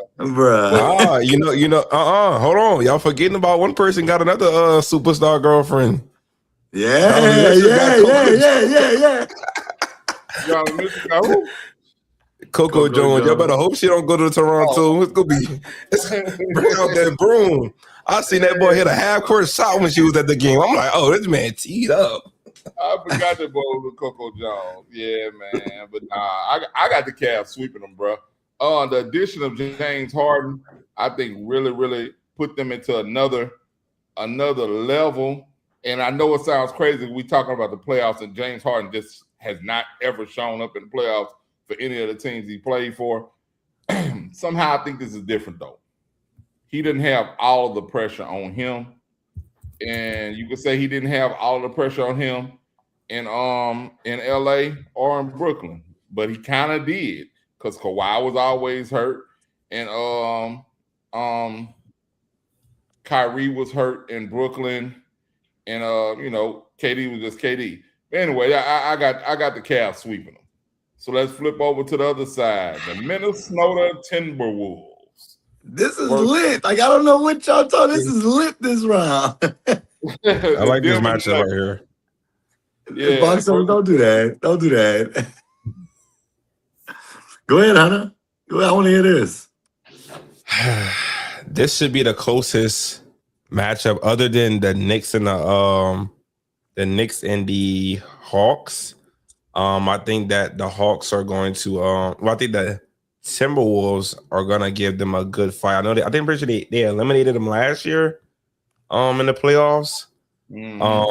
But this year is a little different for the Timberwolves.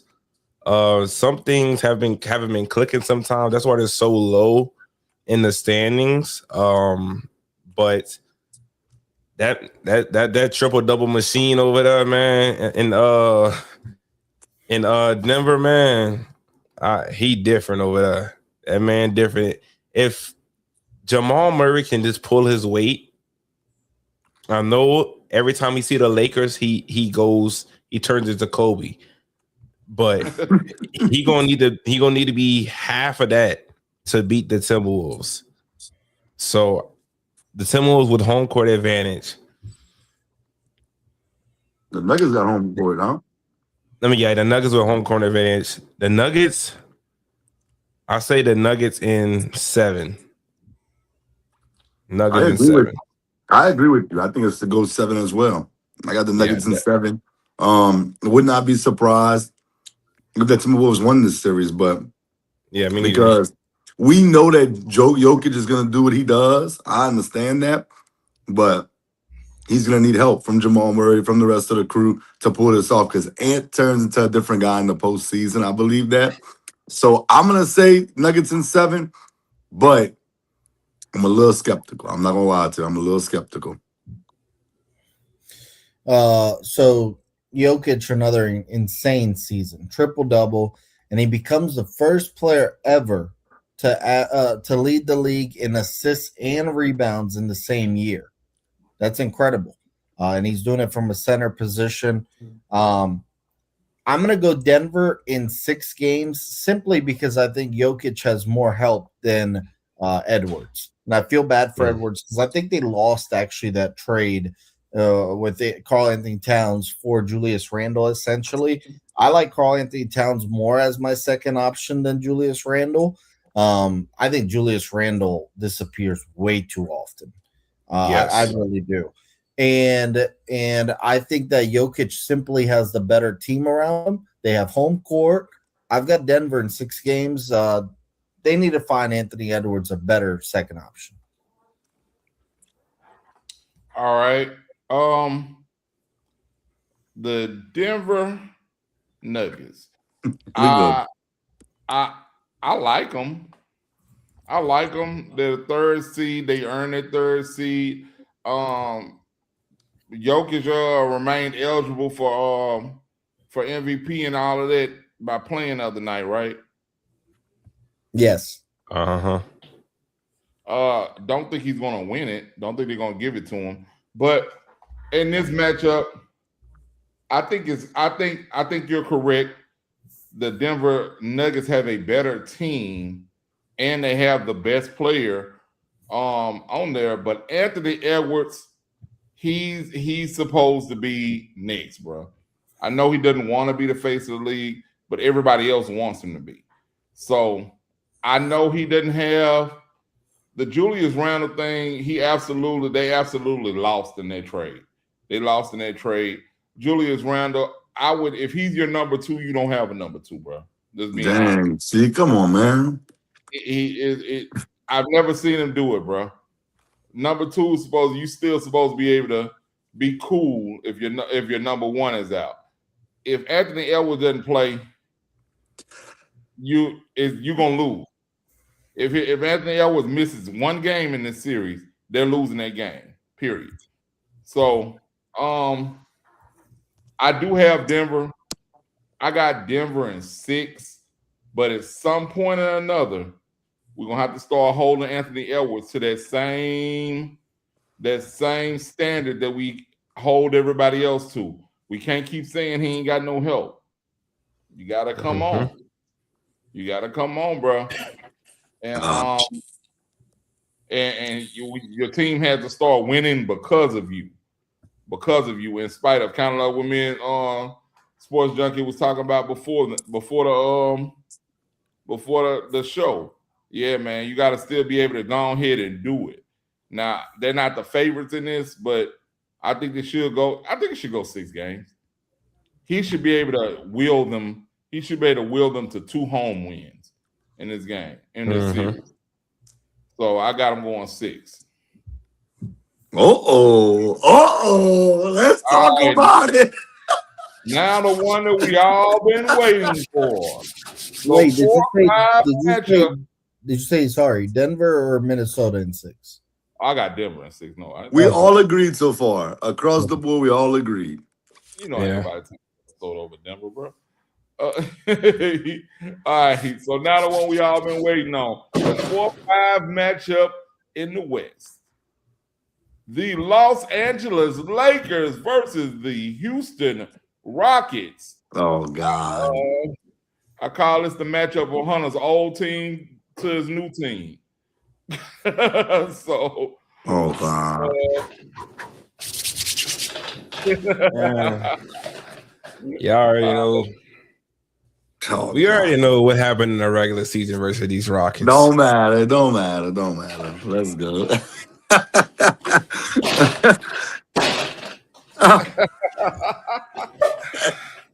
That's what I'm going to say right there. But first off, if Kevin Durant does not win this series, he don't need to be in no conversation about nobody, especially even close to LeBron. Okay,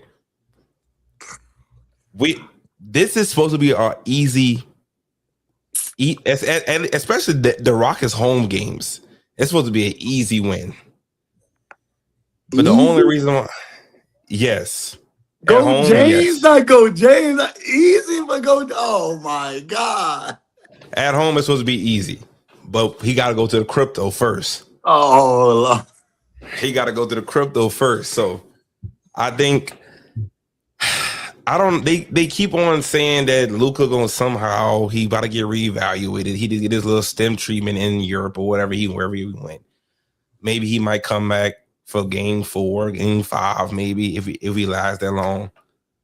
But if we can get one at home and come back to crypto after the Rockets play their 2 games, they probably do win both the games at home.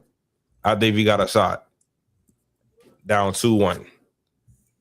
If Luka gets back in town. But say Luka doesn't come back, Austin Reeves definitely not going to be there.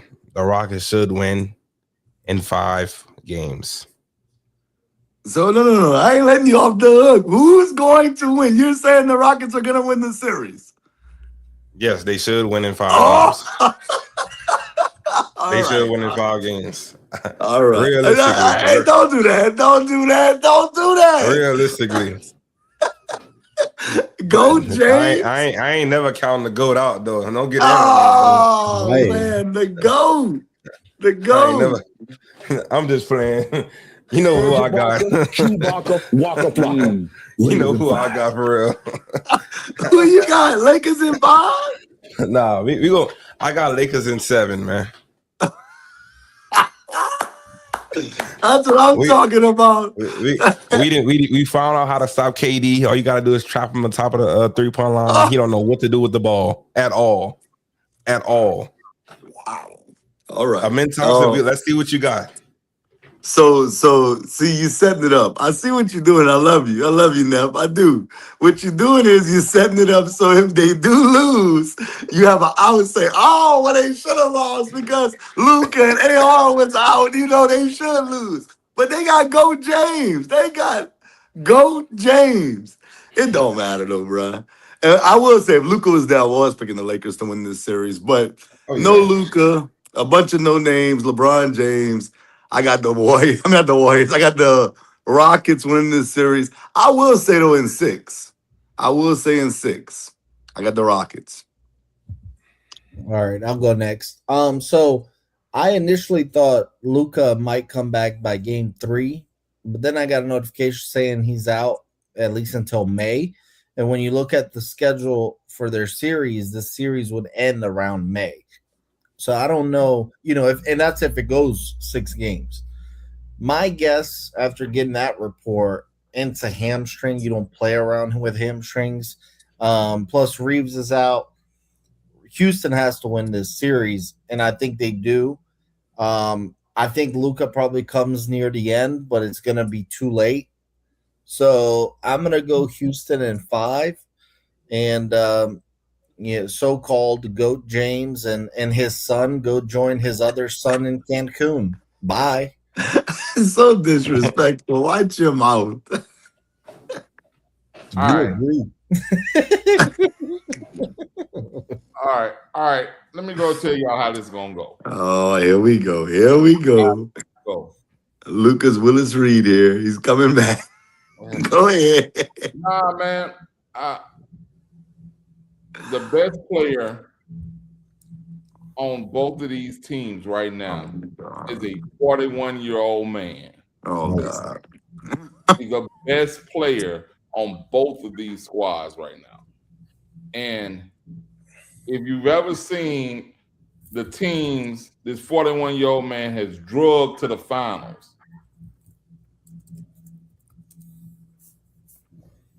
he can win a first-round game. Wow.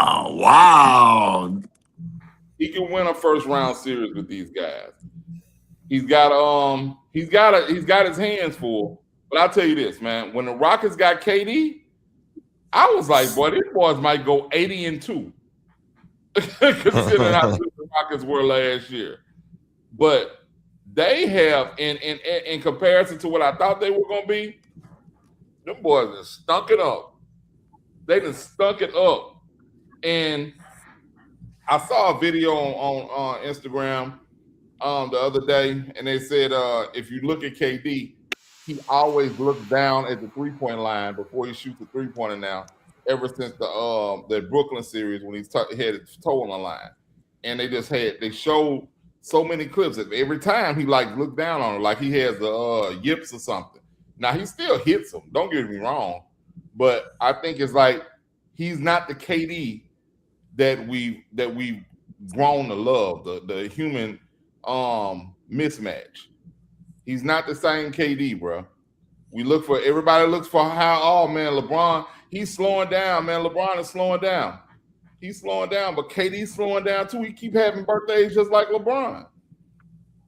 So right now, the two best players on those teams, one is KD, the other one's LeBron.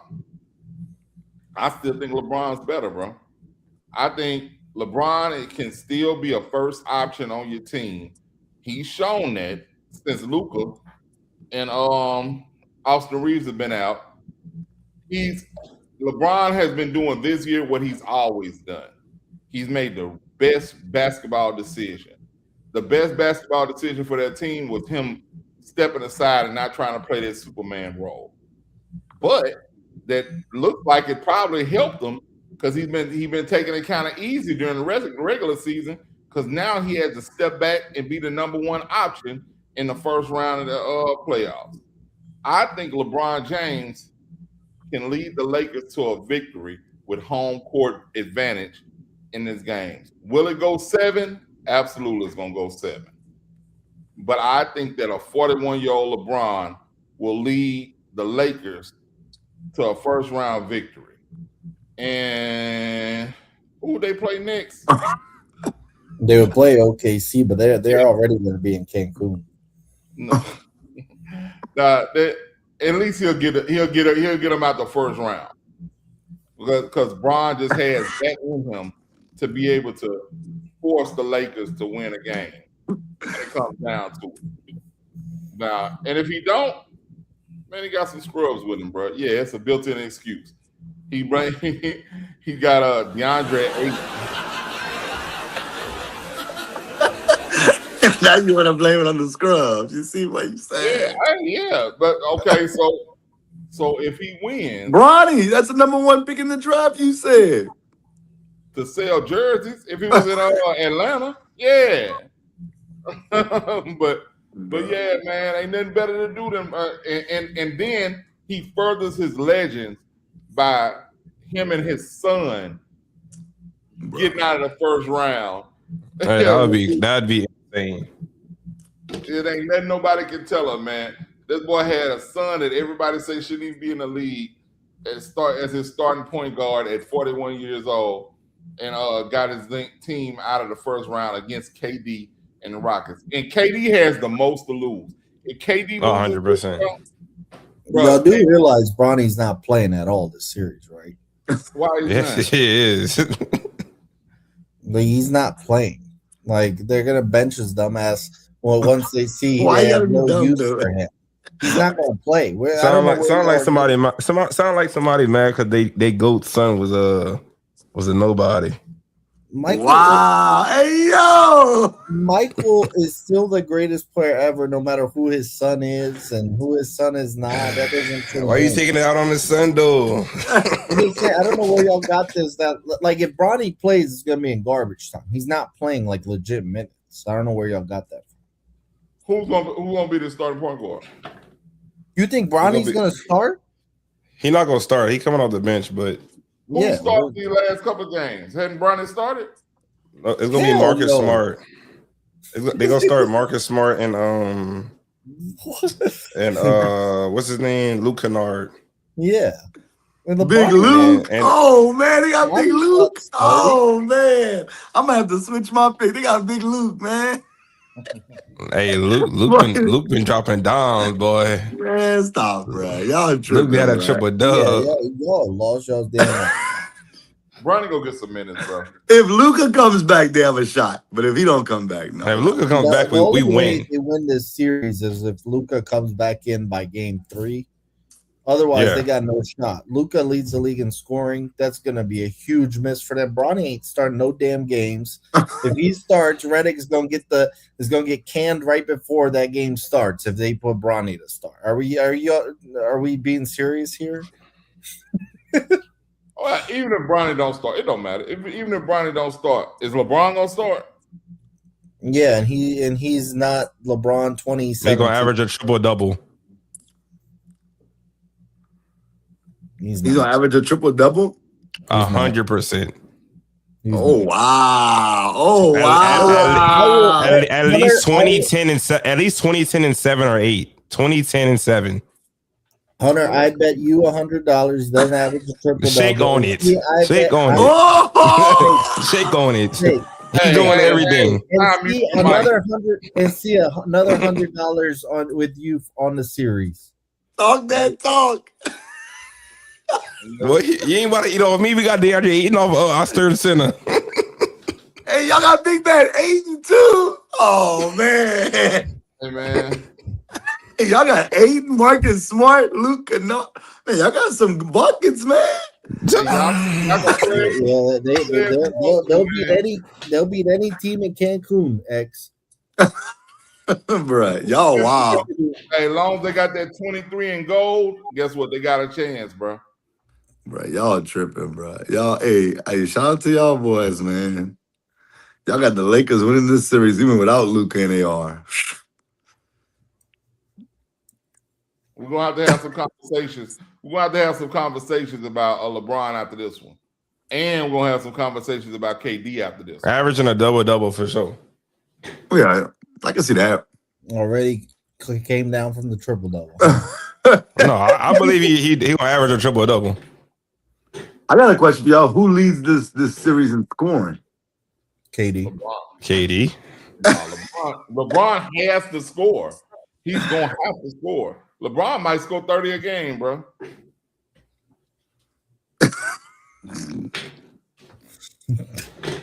Hey, bro, I love y'all, boys.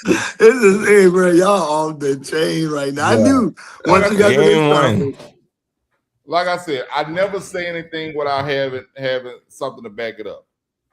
If the Lakers are to win any games, does LeBron have to score the most points?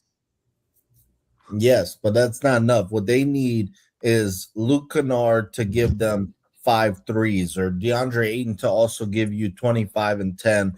LeBron scoring 30 is not enough. And they need like out of body experiences and plays by Ayton, by Kennard, by Marcus Smart. That's what they need. What about Bronny? Yeah. Bronny's gonna play maybe 5 minutes in this series. I mean, they're not getting anything out of Bronny. Bro, Hey, box office is up the chain, bro. I bet that. I mean, they might get blown out, and he might get more. I mean, he's definitely not gonna get valuable minutes. My point is, for the Lakers to have any shot, LeBron has to go crazy scoring the ball. Can we all even agree on that? He does need to average at least 30, but they need somebody else like Ayton to go. No, they definitely need those things too. But I mean, he knows, just like we know, he's going to have to go crazy on the scoring tip. He can't be passive LeBron. He has to be LeBron, the first option LeBron. I got to take these boys to the next level. I got to score 30 for us to have a chance to win. Okay, I got a question for you, box office. Let's just say, I'm just asking. Luka doesn't come back, and the Lakers win this series because Bron does average a triple-double and outplays KD, brings him to the next round. How much credit would you give him? Almost all the credit. I mean, that's incredible. If he pulls this series out without Luka, who's leading the league in scoring, and he does a triple-double on top of it, that's salute, and I'll bow down to LeBron on the show if he wins the series. Let me clip that right there. If Ime Udoka has any bit of a brain, he's gonna double LeBron. Force somebody else to beat me. Like, Udoka would be dumb to just let LeBron do his thing. You gotta basically what Hunter said. Like, I've watched the games when KD was playing the Lakers and they double team him at the top of the court and force him to get rid of the ball. Do that to LeBron. Get the ball out of his hands and force Luke Kennard. He ain't LeBron. He's still an all-time great. And that's and you know, JJ Barea outplayed LeBron at one point, so that doesn't matter. Bro, can you please really stop dumb shit, bro? Watch really. Luke Really? outplayed him, bro. JJ Barea didn't outplay him. He stopped him though. He forced LeBron to get. LeBron averaged damn near 30 that series. What are you talking about? No, he didn't. I don't know what you're talking about. He averaged 17. Yeah, 17. Yeah. I don't know what's going on with C tonight. He thought Bronny was starting.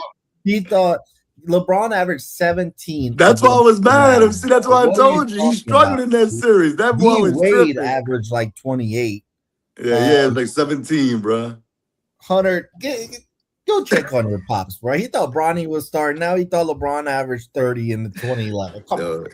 He averaged a lot against that Magic in that series. I fussed about before the show, but against Dallas, he struggled. Yeah. Oh yeah, he struggled. Suppose GOAT averaged less than Jason Terry, Chris Bosh, D Wade, and Dirk Nowitzki all in one. Whoop-de-doo. We already know Michael Jordan couldn't do nothing without Scottie Pippen. We already know that. Whoop-de-doo. But LeBron couldn't do it with D Wade and Bosh. That's the point. We already seen LeBron carry worse to the championship. Come on now. We don't want to start the GOAT debate right now. We already know who could bring the team without help to the championship. Even your He was pops getting- and ex would tell you MJ's the GOAT, man. It don't matter what they talking about. I know what's real. Hey, you didn't even watch Michael Jordan. How you gonna say that, Hunter? Be respectful. I seen the numbers. I see. It ain't about the numbers, though. It's about the numbers. It is about the numbers. We gonna be It's about the respectful. numbers. Hold up, Hunter, Emmitt time out. Smith's Hunter, the all-time time out. leading rusher. He's not the greatest running back of all time. Yeah. We're not talking about football. This is I'm basketball. saying stats don't make you the greatest. Yes, it do. Okay, No, Hunter, it don't. if the numbers- Championships can't. Championships Okay, can't. if the numbers- Bill Russell will be the GOAT. Okay, time out. If the numbers tell you who's the best player, and we're talking basketball, that means Russell Westbrook is better than Steph Curry. He averages more. I mean, and has more points, rebounds, and assists. Correct? All right. That don't mean nothing. You just said Guess who's the best shooter in all-time history? Come on, man. All right, so that's his factor. But we already know that Russell Westbrook is not on Curry level. We know this. I agree, but you said we're going by We know numbers. this. He leads them in points, rebounds, and assists. Okay, that's great. He averaged triple-double for 3 years. That's outstanding. We Right, talking to and somebody he's that's still been not great better for than Curry. 23 years straight. And he's still 9 not straight better than NBA Curry. finals. He What do didn't we win talk nine about straight here? At least Yeah, he did. top. Yeah, second. What is he? Second in assists, third in assists. What he top? I'm sure he's top 5 in assists. First in points. Michael just Jordan. saying, I think he only has more steals than LeBron or something like that all time. Well, that's what I'm saying. He's about got it. the longevity stats, just like Westbrook has. Isn't over longevity Curry. great? Yes, it's great. It's a part of it. But I'm just saying, why don't we use that for Russell Westbrook over Curry? Because the two statures don't compare. You're comparing to somebody that's outstanding, and he was a great outstanding shooter for I guess probably 10 years in a row, and has 4 championships, finals MVP. Kevin Durant is a better shooter than LeBron. But he ain't got nothing else better than LeBron. So that don't make sense right there either. LeBron is a better LeBron has better numbers than all of these boys. What are we talking about? Westbrook's got better numbers than Curry. Like I just said, one person has 4 chips and 2 unanimous MVPs. So now chips do matter. Yeah, what I'm talking. No, what the rest of them don't have. He has 0. Exactly. He has 0. And Jordan's got. You acting like I'm comparing Luka Doncic to Michael Jordan right now. But I'm comparing Jordan's LeBron got James. But Jordan's got 2 more rings in like 8 less seasons. Something. He had the best team in the world. He had the best all-time team. Here's where your argument falls apart. Why does he have 8 less seasons? Because he wanted to retire. He wasn't good. He wasn't good enough. He wasn't good enough. Well, he was not good enough to play. Keep playing. Bruh, he retired like twice and came back and averaged like 20 with the Wizards after 2 retirements. What are we talking about? Not good. And what did it? They was not expected to do anything. LeBron still has expectations. I don't. I expect him to lose right now. You have expectations. He is expected to lose for me. One player led their team to the playoffs, and one player they were just. Michael Jordan got a game today. He did not lead into the playoffs. What did he do last year? What did he do the year before that? He made the playoffs, and that's it. He got whipped. And what did Michael Jordan do all those years? Where was Michael Jordan? What was Michael Jordan at 38, 39? Who cares? That's not what was the now we don't care. Come on, man. We don't care. Jordan's another level. Let's stop. Another level. LeBron is bigger, stronger, faster, better scorer, better passer, better rebound. Hey, Chad, let us know who's the GOAT. Is it MJ or LeBron? Better scorer. Oh my God. Oh, The numbers don't lie. If he was such a great scorer, The numbers don't why lie. The efficiency don't lie. He passed him in scoring in way less. He passed Michael Jordan in scoring in 1,400 less shots. Efficient. Westbrook passed Steph in 3 categories. Efficient. Why are you making this about Russell Westbrook and Stephen Curry? We're talking about LeBron James and Michael Jordan. You see, it doesn't make sense. It does make sense. We're talking about somebody that has 4 championships and somebody has 6 championships compared to somebody that has 4 championships and 0 championships. That don't match up. It does. And one person has two unanimous MVPs. Those conversations don't compare to the other ones. I love this. I love it, baby. Literally, no one here agrees with you on LeBron. Literally. Hey, it's fun though. It's fun to see. It's fun to see people talk about it. Let's get to. I was going to say, let's get to the second round. If LeBron makes it, how well do they do against OKC? Since y'all got LeBron, they get swept. They get swept. It's swept. Yeah, that would be the worst playoff series ever. But I got Houston there. I'll say OKC beats Houston in 5. Houston's not ready for OKC yet. They got no shot. X, you there? X. He froze. Yeah, he froze. He'll be back. All right, so I got the Lakers and OKC. I see OKC sweeping the Lakers in the second round. Just too much. Bron's gonna have to put out too much just for them to get to this second round, and just to put him up there another notch to show that okay, I did it. I did it at 41. I made it to the second round of playoffs when nobody had any expectations on me even doing this. So he gets into the second round. He goes out to the defending champs. No shame in that. They're gonna pretty much probably sweep everybody else too. So yeah, it ain't gonna be no competition with any. Okay, the only competition is probably the Nuggets and the Spurs. All right, well, let's go to that series then. That's the next one in the West. We would have, I think all of us had Denver against San Antonio. Who y'all got?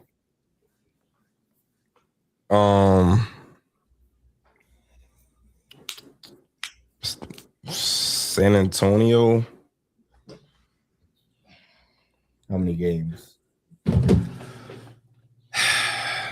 It's going to definitely be Spurs will have home court advantage. I think it will be 6. Spurs in 6.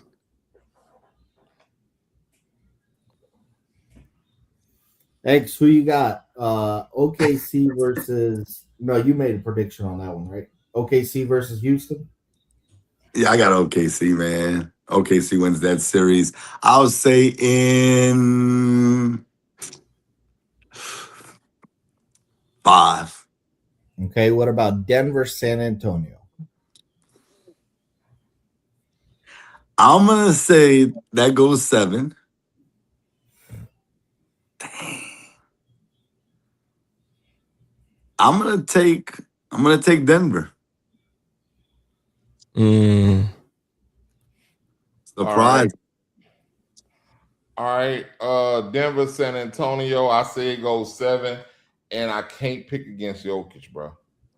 I really do think Denver ends up pulling it out. Spurs a year off. They're a year off. Next year they'd be Jokic, but this year not yet. Okay, I actually agree with y'all. I would pick Denver in 7. I think it would be back and forth. It would be crazy madness. The Spurs would fight, but I think they're a year away, and I think Denver makes it. So let's go to the East. I got Detroit versus Cleveland. I'm going to go with Cleveland in 6 games. James Harden is a playoff choker. He needs to prove me wrong. But I think he gets Detroit. I think Detroit to me is like San Antonio. They're a year away. Who y'all got in that second round? I got Cleveland as well. I think Cleveland gets it in 6. Shout out to Detroit though, man. They could pull it off, but I got Cleveland in 6. I think I got Cleveland in 7. I think it's gonna take a little bit more. I think the Pistons are a really good defensive team. I I don't think it's gonna be too easy to get it in 6. I think the Pistons have home court advantage, so I think it's gonna come down to that game 7. All right. I actually had the Hornets beating them in 7. So it's gonna be Cleveland and the Hornets. I got Cleveland beating the Hornets in 5. Shout out to you, see you the man, bro. All right, and I think we all have Boston versus New York. Who y'all got? I got Boston in a landslide. I'm not gonna say a landslide, but I do think they're gonna get redemption from when they lost to the Knicks. That was last year. Yeah. Yeah, last year. I think Boston gets them this time. I'll say they get them in 6. But yeah, I got the Celtics. Boston in 5. I'm gonna go. This is a rematch from last year. New York got them. I really want to go in New York, but they haven't shown me enough. I'm gonna go Boston in 5. Wow. All right. I got the Knicks pissed me off because New York started naming streets after the players and all that after they just beat Boston. And I was like, y'all haven't done anything. Y'all just beat Boston. So this Boston is their finals. And they beat them last year. They're not going to beat them again this year. Boston, in my opinion, actually had a better team last year than they do this year. But they're going to find a way to beat them in 6. So I got Celtics in 6 over the Knicks. So we all got right now. I don't know what Hunter has as far as who you had one of the Nuggets and the Spurs. Yeah, the Spurs. I have the Spurs to win. So we all got the same conference finals except for Hunter. Yeah, and then let's stick with the East then. We all got Celtics, Cavs, correct? Right. Yeah. Who we got? I'm so torn, bro. I ain't gonna lie to y'all. That's gonna be a crazy series right there. I'm so torn. I'm gonna take Boston in 7, but bruh, I would not be surprised if Cleveland gets it. But I'm gonna say Boston in 7. That experience, man. Yeah. I say Boston in 7 too. Unfortunately for James Harden. Who you got, C? I got Boston in 6, bro. I got Boston in 6. Cleveland not gonna be able to do it. They maybe next year when Bron over there. But this year, nah, bro. I got Boston in 6. Boston makes it back to the finals in a year that they were supposed to be rebuilding. Yeah. It doesn't matter. Coco Jones, James Jones, Walter Jones, James Harden. James Harden is going to do what he does in the playoffs. He'll be joining LeBron in Cancun. I've got the Celtics in 6. I trust Jaylen Brown, Tatum, their coach. I trust all that more than I do James Harden in these games. He just doesn't step up. I'm gonna go Boston, and yeah, like you said, see, it's gonna be incredible because they were not supposed to even be thinking about the finals this year. Let's go to the West. That was supposed to be just like Indiana is this year. Right. Let's go to the West. Hunter, you can go first since you're the only one that's OKC San Antonio. That's fire. Matchup everybody wanted to see. I think the Thunder would win. I know the Spurs they put belt in the regular season for the most part, but I think Oklahoma City, even though they lost those games, they didn't have J-Dub for I'm pretty sure every game. Maybe they have him for one, but I think with J-Dub there, he's gonna have to come through in the clutch, of course, because those games are gonna come down to the wire. And I know one person on the Spurs who is not clutch. I've been seeing it all season long. De'Aaron Fox I knew you was going to say that. gets the ball to Wemby. He it's just disgusting. I think it was the Spurs and the Nuggets. He airballed 2 threes in the clutch time. That's when the Nuggets beat them last week or something like that. And I think the Oklahoma City Thunder gets him in 7. Yeah, I think it goes 7. That's lit. That's lit. That's lit. All right, well, I'll go next. I have it as far as the Nuggets taking on the Oklahoma City Thunder. And Jokic is a monster, bro. And I respect what he's been doing these last few years. But it's kind of like the Michigan Wolverines. I'm taking the Oklahoma City Thunder, bro. They're too deep. They have too many weapons. And I just think that they just outlast the Nuggets in that matchup. I'm going to go with OKC in 7, knocking off the Nuggets and getting to the finals to play the Celtics. And we finally get Celtics versus Thunder. See? All right. OKC versus Denver. Bruh. It's hard for me to pick against OKC, even though my mind keep telling me to pick Denver. But I can't pick against OKC, bro. I just can't do it. I can't do it, man. I got OKC giving us that finals appearance against Boston. That's going to end up being a great matchup. Okay, so in the preseason, I picked OKC to repeat. I mean, they've killed it all year. They've looked even without SGA at times. I mean, they've just continued to roll. But last year, these two teams met up in the playoffs, and it came down to a game 7 where Aaron Gordon was not healthy, and OKC pulled it out. I think Denver pulls it off. Wow. I think they find a way to get revenge. I kind of changed my mind as we were talking about it because I was going to pick OKC to come out the West. But the more I thought about it, I said they got to a game 7 with them last year and Aaron Gordon was not healthy. He's resting right now. I think he's going to be healthy. It's going to be 7 games again.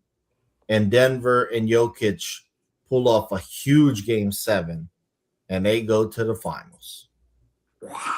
I wanted to go with them, but bro, that game 7 is going to be in OKC. It is. Right. It is. I get it. And that's just, bro. That's bad news. That's the best home court advantage in the NBA by far, bro. I don't even think it's close. I can't even think of another home court that's close to that. Indiana's okay when they're good, but yeah, the Warriors when they're good. Yeah. Yeah, Warriors all those years when they were good, yeah. But, the Warriors chant, boy. Yeah, man. That's a long time ago. That ball Harden still got nightmares about that right now. All right, well, let's get to our finals predictions. Well, I had the Nuggets. I had the Thunder versus the Celtics. This is fire. I've disrespected the Thunder all year long. I didn't pick them to get to the finals again this year just because I was being somewhat of a hater. I'm not going to lie. But I got that Shea on right now. I got OKC repeating, knocking off the Celtics. I think the Celtics, Brown, he's been balling. Tatum, I want him to come back around. He's starting to get there, but OKC's too loaded, bro. I'm not going against the Thunder. They just have too many players they can throw at you. And then they have the MVP I've been saying this entire time, SGA. I have the Thunder winning the championship again, going back to back. And I'll say Owen in 6. SGA MVP? SGA MVP for sure.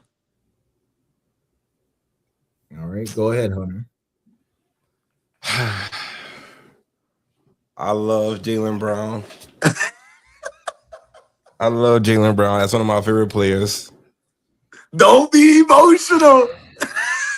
Go Nah, by what you see, Hunter. I ain't a Jordan GOAT fanatic, so I ain't emotional about that at all. So I'm not delusional whatsoever.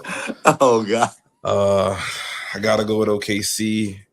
Like you said, they got too many players. Like even when SGA wasn't playing, it was still winning by 20 or more. I know that's not the same team that's the Celtics that it was beating, but they have a solution for every problem. Do you need a great rebounder? You have Hardenstein, even Chet can get on the boards. Great guard, of course, the MVP Shea. Great 2 guard, J-Dub. 3, Aaron Wiggins. What's the guy name? I know they got Case and Wallace too. Like they have defenders. They have everything you need to win a championship. That's why they won last year. But I do think it will go 7 games. OKC in 7. All right. I'll go next. All right, so this is the time of the season while I break out my Mr. C Boston Celtic jersey. Oh, here we go.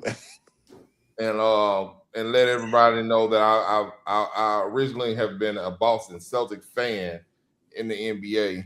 My first team was the Boston Celtics.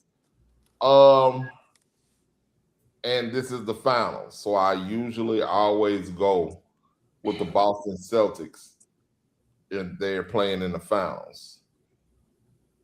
But this OKC team, bro, I can't pick against them, bro, because that game 7 is going to have to be played in OKC in the best arena, the best home crowd in the NBA. So I got OKC in 7, and ain't nothing Derek White can do about it. Don't disrespect Derek White. Be respectful. At all. Olympic champion Derek White, not Jaylen Brown, Derek White can do about it. Stupid ass. Come on, see, be respectful. Bro, All right. that pisses me off still to this day, bro. You don't invite Jaylen Brown, you bring Derek White, bro. Come on, man. I'll go next. I got Denver, Boston, which I also think will be fire. I'm forgetting. I think Boston, I need to look it up real quick, would have home court. Yeah. I don't care. I'm going with the best player in the series. I'm going with the best player in the world. I'm going the Denver Nuggets in 7 games. I don't care if the 7th game is in Boston, Denver, it could be in China. I don't care. I just trust Jokic to step it up, and he's gonna ball out. I think he's got good shooters around him. Hardaway, Christian Braun, Bruce Brown. I think Jamal Murray in big game. He's a playoff player. He's better in the playoffs. I trust him more in the playoffs than I do the regular season. I love Aaron Gordon as a 3rd option. I got the Denver Nuggets winning the title. Like I said, I can't believe I'm saying it. I had OKC coming into the show, but Jokic has to get a 2nd one eventually, and I think this is the year. I think they get it done. Yeah. Hey, bro. Hey. We got 3 OKCs and 1 Denver. Hey, shake my hand. If Denver, how many rings did y'all like to talk about the rings? How many rings do Jokic gotta be? Does Jokic have to win to be considered the greatest center of all time? Can I be honest? I'm gonna be honest with y'all. And I know y'all gonna say I'm a hater, and I know y'all gonna say X, you tripping. And I know Jokic has great numbers, and shout out to him. I love Jokic. There'll never be a time I'm gonna say Jokic is better than Shaq. I'm just being honest with you. And it's not skill set. Skill set, I have no issue. Me and C was actually talking about that. Remember, I told you skill set wise, see, I get it. I'm kind of like going opposite of what we were talking about before. But Shaq, bruh, I watched this man sweep the Kings with Chris Webber them sweep the Spurs with Tim Duncan and David Robinson, and then they saw Portland. Dog. He had Kobe Bryant. No, but it was Shaq. Brian had Dude, Shaq. it was No, Shaq. no. What I'm saying is, I know Shaq was the best player. I'm just saying, Jokic doesn't have Kobe Bryant. Right? No, I get what you said, but he was winning with a young Kobe. Like Kobe wasn't. He was. Like Kobe was still good, really good. Now I'm not because Yeah. he really grew up in that Indiana series. If y'all remember that series Yeah. against Indiana, that's when he really grew up. When Shaq But- got hurt, I had to sit down or something. He had No, he got fouled. He fouled out. If you remember, he fouled out. Dog, but Shaq, dog, oh my God, dog. Like, there's nothing you can do with him. Like, it's not even fair. Like, he's too doggone big. Now, as far as skill set, I won't even argue with it. If you say that Jokic is better skill-wise, for sure. I'm not even mad at that. But if you ask me which big man I'm taking, there's literally nothing you could do with Shaq. He would foul out Jokic. Jokic can't guard him. Literally, he would foul Jokic out. Every time he would come down, Jokic would have to foul him to even try to stop him. So Yeah, Jokic wouldn't play 40 minutes. Yeah, but I'm not talking about. But we're not asking like who would win 1-on-1. I think we'd all pick Shaq. I would take Shaq on a 5-on-5. I'm taking Shaq. Well, to answer Hunter's question, I think Jokic needs 4 rings to be the greatest center of all time, just because he doesn't have the Kobe and the Magic surround him. But I don't think he's gonna get 4, and that's okay. He's still a Hall of Famer right now with 1 ring and 3 MVPs and all these triple doubles. He's gonna have the most triple doubles ever in like a year. But I think he would need 4 rings. I don't think he's gonna get 4, but I mean, it's okay. He doesn't have to be the greatest center ever. So Hey, bro. nobody ever gonna be better than y'all old players. That's what y'all basically saying. You think Jokic is better than Shaq? No. I don't think he's better than Shaq. I'm just saying, like he was just saying, like the rings, like he don't think he ever gonna get it or whatever, and he basically just not gonna ever get to that point of being better than Shaq, which he probably won't. I don't think, but I'm like X, bro. I don't care how many rings he get. He can win the next 5 and end up with 6 rings, bro. If it's that, was it 2001 or 2002? Yeah, maybe? 2001, bro. That was ridiculous, bro. Like that, I was so mad. I hated the Lakers, bro. Shaq. Bro. It was a cheat code. 2001 Lakers and that Shaq versus any Jokic you want to bring against him. Barbecue chicken, bro. Barbecue chicken. And you're talking to people. I hated the Lakers. Like, dog, I hated them. I hated them too. But I can't deny him though. I didn't ever hate him. I didn't like him though. I didn't like him, but I love Shaq. I love Shaq, bro. Bro, I was rooting for Portland and Rasheed Wallace. I was rooting for Chris Webber and the Kings. I was rooting for everybody, but I love Shaq. I was going for Portland because they had Scottie Pippen. He was the last thing I was holding on to from those Bulls. But I've never seen a player more dominant than Shaq. And it's like we speak about LeBron, about how anytime LeBron actually wanted to get to the basket when he was in his prime, he could get there.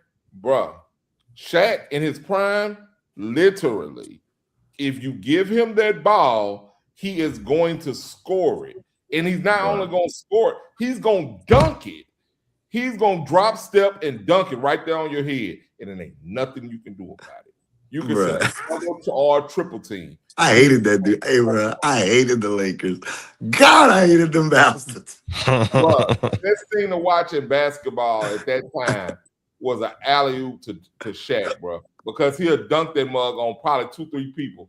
Anytime they was down there, like they call themselves clogging up the paint, boy, Fisher or Kobe will throw that mug up, Shaq will come through, 2-hand dunk that mug on their head, bro. It was ridiculous. It was ridiculous. And I say this respectfully to Shaq. I mean, if he ever sees this, he might be like, "Oh, shut up, Xavier." But like, he did all that, and he didn't even have a crazy work ethic, bro. Like if that dude had a work ethic, bro, and like would actually worked on it. I know he made his free throws. He gonna say I made it when it mattered. No, but if he'd have made, bro, if he'd have been a 70% free throw shooter, that dude would have scored way more points, bro. If he'd have just worked, bro, stayed in shape better, like dog, them dudes could have won over and over and over again. Because there was nothing you could do with him. He was a big bully, Hunter. Like, to the I ain't point, mad at it. there's literally nobody in the league right now we can compare Shaq to. And see, you know, I always Giannis? say this. I always say this. No, y'all, it's not even like it's not even the same thing. Like it's so much worse. Yeah, it's very different. But like I always say this. Like I'm like, we can say LeBron, we can say Jordan, we can say whoever you want to say is the GOAT. But if you said X, one player, 1 year, any player, I'm taking the 01 Shaq over everybody. And I'm not even thinking twice about it. And I hated them dudes, bro. I'm okay with that. He was just, it was a cheat code. Like, no, you couldn't guard him. You literally could not guard him. He was unguardable. They didn't know how to referee him. Right, bro. It was insane. What a time to be alive, bro. What a time to be alive, bro. I know it don't even sound real, but no, as far as what you said, I like what you said. Us old heads, we think that nobody can be better than the old school cats. I'm not gonna say that. Steph's definitely the best shooter of all time. Yeah, that I've seen. And we don't even. Y'all ain't giving up no positions or nothing. Y'all ain't giving up nobody. That's your problem. No, I think Steph is dope, bro. I think KD, I think LeBron is dope. Like I'm not a hater, bro. It is what it is. I've been watching LeBron since that fool was in high school. LeBron, X thinks everybody's dope, and not everybody's dope. No, I don't think everybody's dope. I'm saying I'm not the like. I think you hate on Russell Westbrook and James Harden. Yeah, I mean they're not bad, bro. Everybody can't win, Yvonne. Everybody can't win. I mean, I don't have a problem if you don't win, but show up and lose. You know. Westbrook played okay against the Heat, and gave up the ball a bunch. He did, but he played on. He scored a lot. Yeah, I don't like this turnover. He was a turnover. Nah, it's all good though, bro. Give you a triple double. Like Right. I want an efficient triple double, like Jokic, like where you could win. But I don't care about your triple double if you're losing. Marcus hates everybody. He hates Chris Paul. He hates Russell Westbrook. He hates Paul George. You liked Paul George at one time. You probably don't like him no more. I don't really care. I mean, I just think he's become a little too injury prone. You hated Melo. You're just a hater, bro. Like you are a hater. Anybody that don't have 6 chips, man. Yeah, if you don't win, like everybody can't win. It's like you're playing the LeBron James, Steph Curry era. Like, what do you want? Everybody can't win. JJ Barea won in the LeBron. Oh my God! Oh, I'm glad you said it. This is what I mean. Y'all were right. He averaged 17.5, but you said Barea outplayed him. Am I correct? Ain't that what you said? Yes, and I was clearly being sarcastic. Nah, you was being goofy. You should have never said that. No, I mean, come on now. But LeBron was bad in that series for MVP standards. That's what I've known you since they played in it, and you always bring up that dumbass JJ Barea outplayed him thing, right? Okay, you always bring up JJ Barea. So let's go on in this. 17. He averaged 17, right? Right. All right, 17.8. JJ Barea averaged 8.8. No one is saying JJ Barea outplayed him. I'm being sarcastic once again. But don't be sarcastic. That's just being dumb. Don't say that. That's taking the credibility away from our show. So okay, Mr. Dennis Allen is better than John Harbaugh and Jim Harbaugh. And if I said that, you might be right. And if I said that, you might be right. Hey, but I didn't say that. So every Monday night, y'all tune in, man. It's always like this. These dudes are always fussing, especially LeBron. Hey, Jordan so are we argument. betting on the Lakers Rockets? No, bro, we ain't betting on no Lakers. Right? Nobody Oh, betting on man, the boys, y'all got man. the goat. Y'all got the goat. I didn't been down this road way too many times. LeBron been by himself for too many times. Man, y'all crazy, yeah, bro. So we done? We ready to wrap up the show, man? I'm ready. Oh yeah. Well, shout out to y'all boys, man. I appreciate y'all. See, I like what you do as far as putting the stuff on the side. It's dope because it's easy to like as you talking, you can kind of look at how things are. That's dope. I like that, man. That's fire. So shout out to you, man. Shout out to Hunter for repping for LeBron, man. I see you a LeBron fan. You holding it down for the new school. Box office, you holding it down for MJ in the old school. Hey, it's always fun to talk about it. At the end of the day, man, we all have our preference. We all have our opinions. You know, all you gotta do is listen to the Sports Junkie. I'll get y'all right, man. With that being said, I'm out, man. Hey, see, great work on the graphics. Real talk. Now you just gotta show your son some MJ highlights. X. That man couldn't go left, man. I don't want to hear that, man. Oh my God, son, stop. Stop, bro. That guy could go left better than anybody. I think. I don't want to see that left hand, man. That man. Hey, y'all pushing my son in the corner. He just started saying shit. Stop. Yeah. I mean, we're all his age once. But shout out to y'all, man. Another fun show. Finally, the NBA matters. It has not mattered at all until now. Of course, the great Adam Silver. He's going to start the playoffs off with the first 3 games being on Amazon Prime. What a smart decision to get as many viewers as possible. Get that guy out of town, please. God. Anyways, I will. Bro, you hate everybody, bro. I swear to God, bro. But go Kevin Durant, go Rockets. I hope they send them to Cancun.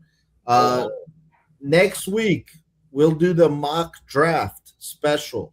The draft is next Thursday, so I'm ready for that show. The draft is always fun. See y'all next week. Bet. Honey, you got some last minute shout outs, bro?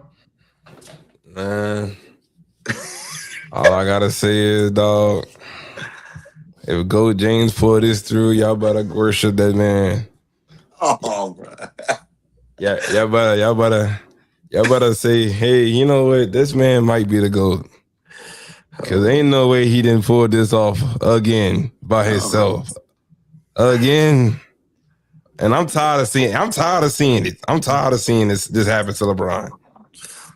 But shout out y'all boys. Thank y'all for having me. Hey man, I'm pulling up on one of your next lives, bro. One of your next lives on TikTok, I'm pulling up. All right, man. My last shout outs I was giving my family. Hunter Morgan, Tori, Christian Lee, and Edward. Daddy, love y'all. I'll see y'all in just a second. See Hunter right now. And to my beautiful wife, Latricia, I love you too. I'll see you in just a second. And the Pep babies, Marcel Carter Bryant and Azaria Grace Bryant. Pep, love y'all. I'll see y'all in just a second, even if it's just on my screensaver, which I got to change back. I think my wife changed it to me and her. So Marcel came, looked at my phone the other day, and he was like, Pep. So, yeah, I got to fix it. All right, man. And everybody else out there, thank y'all for checking us out. All y'all boys at the NBS, man, appreciate y'all. We'll catch y'all next week. I'm going to slap y'all around. It's all good. Boot up or shut up. Go Rockets.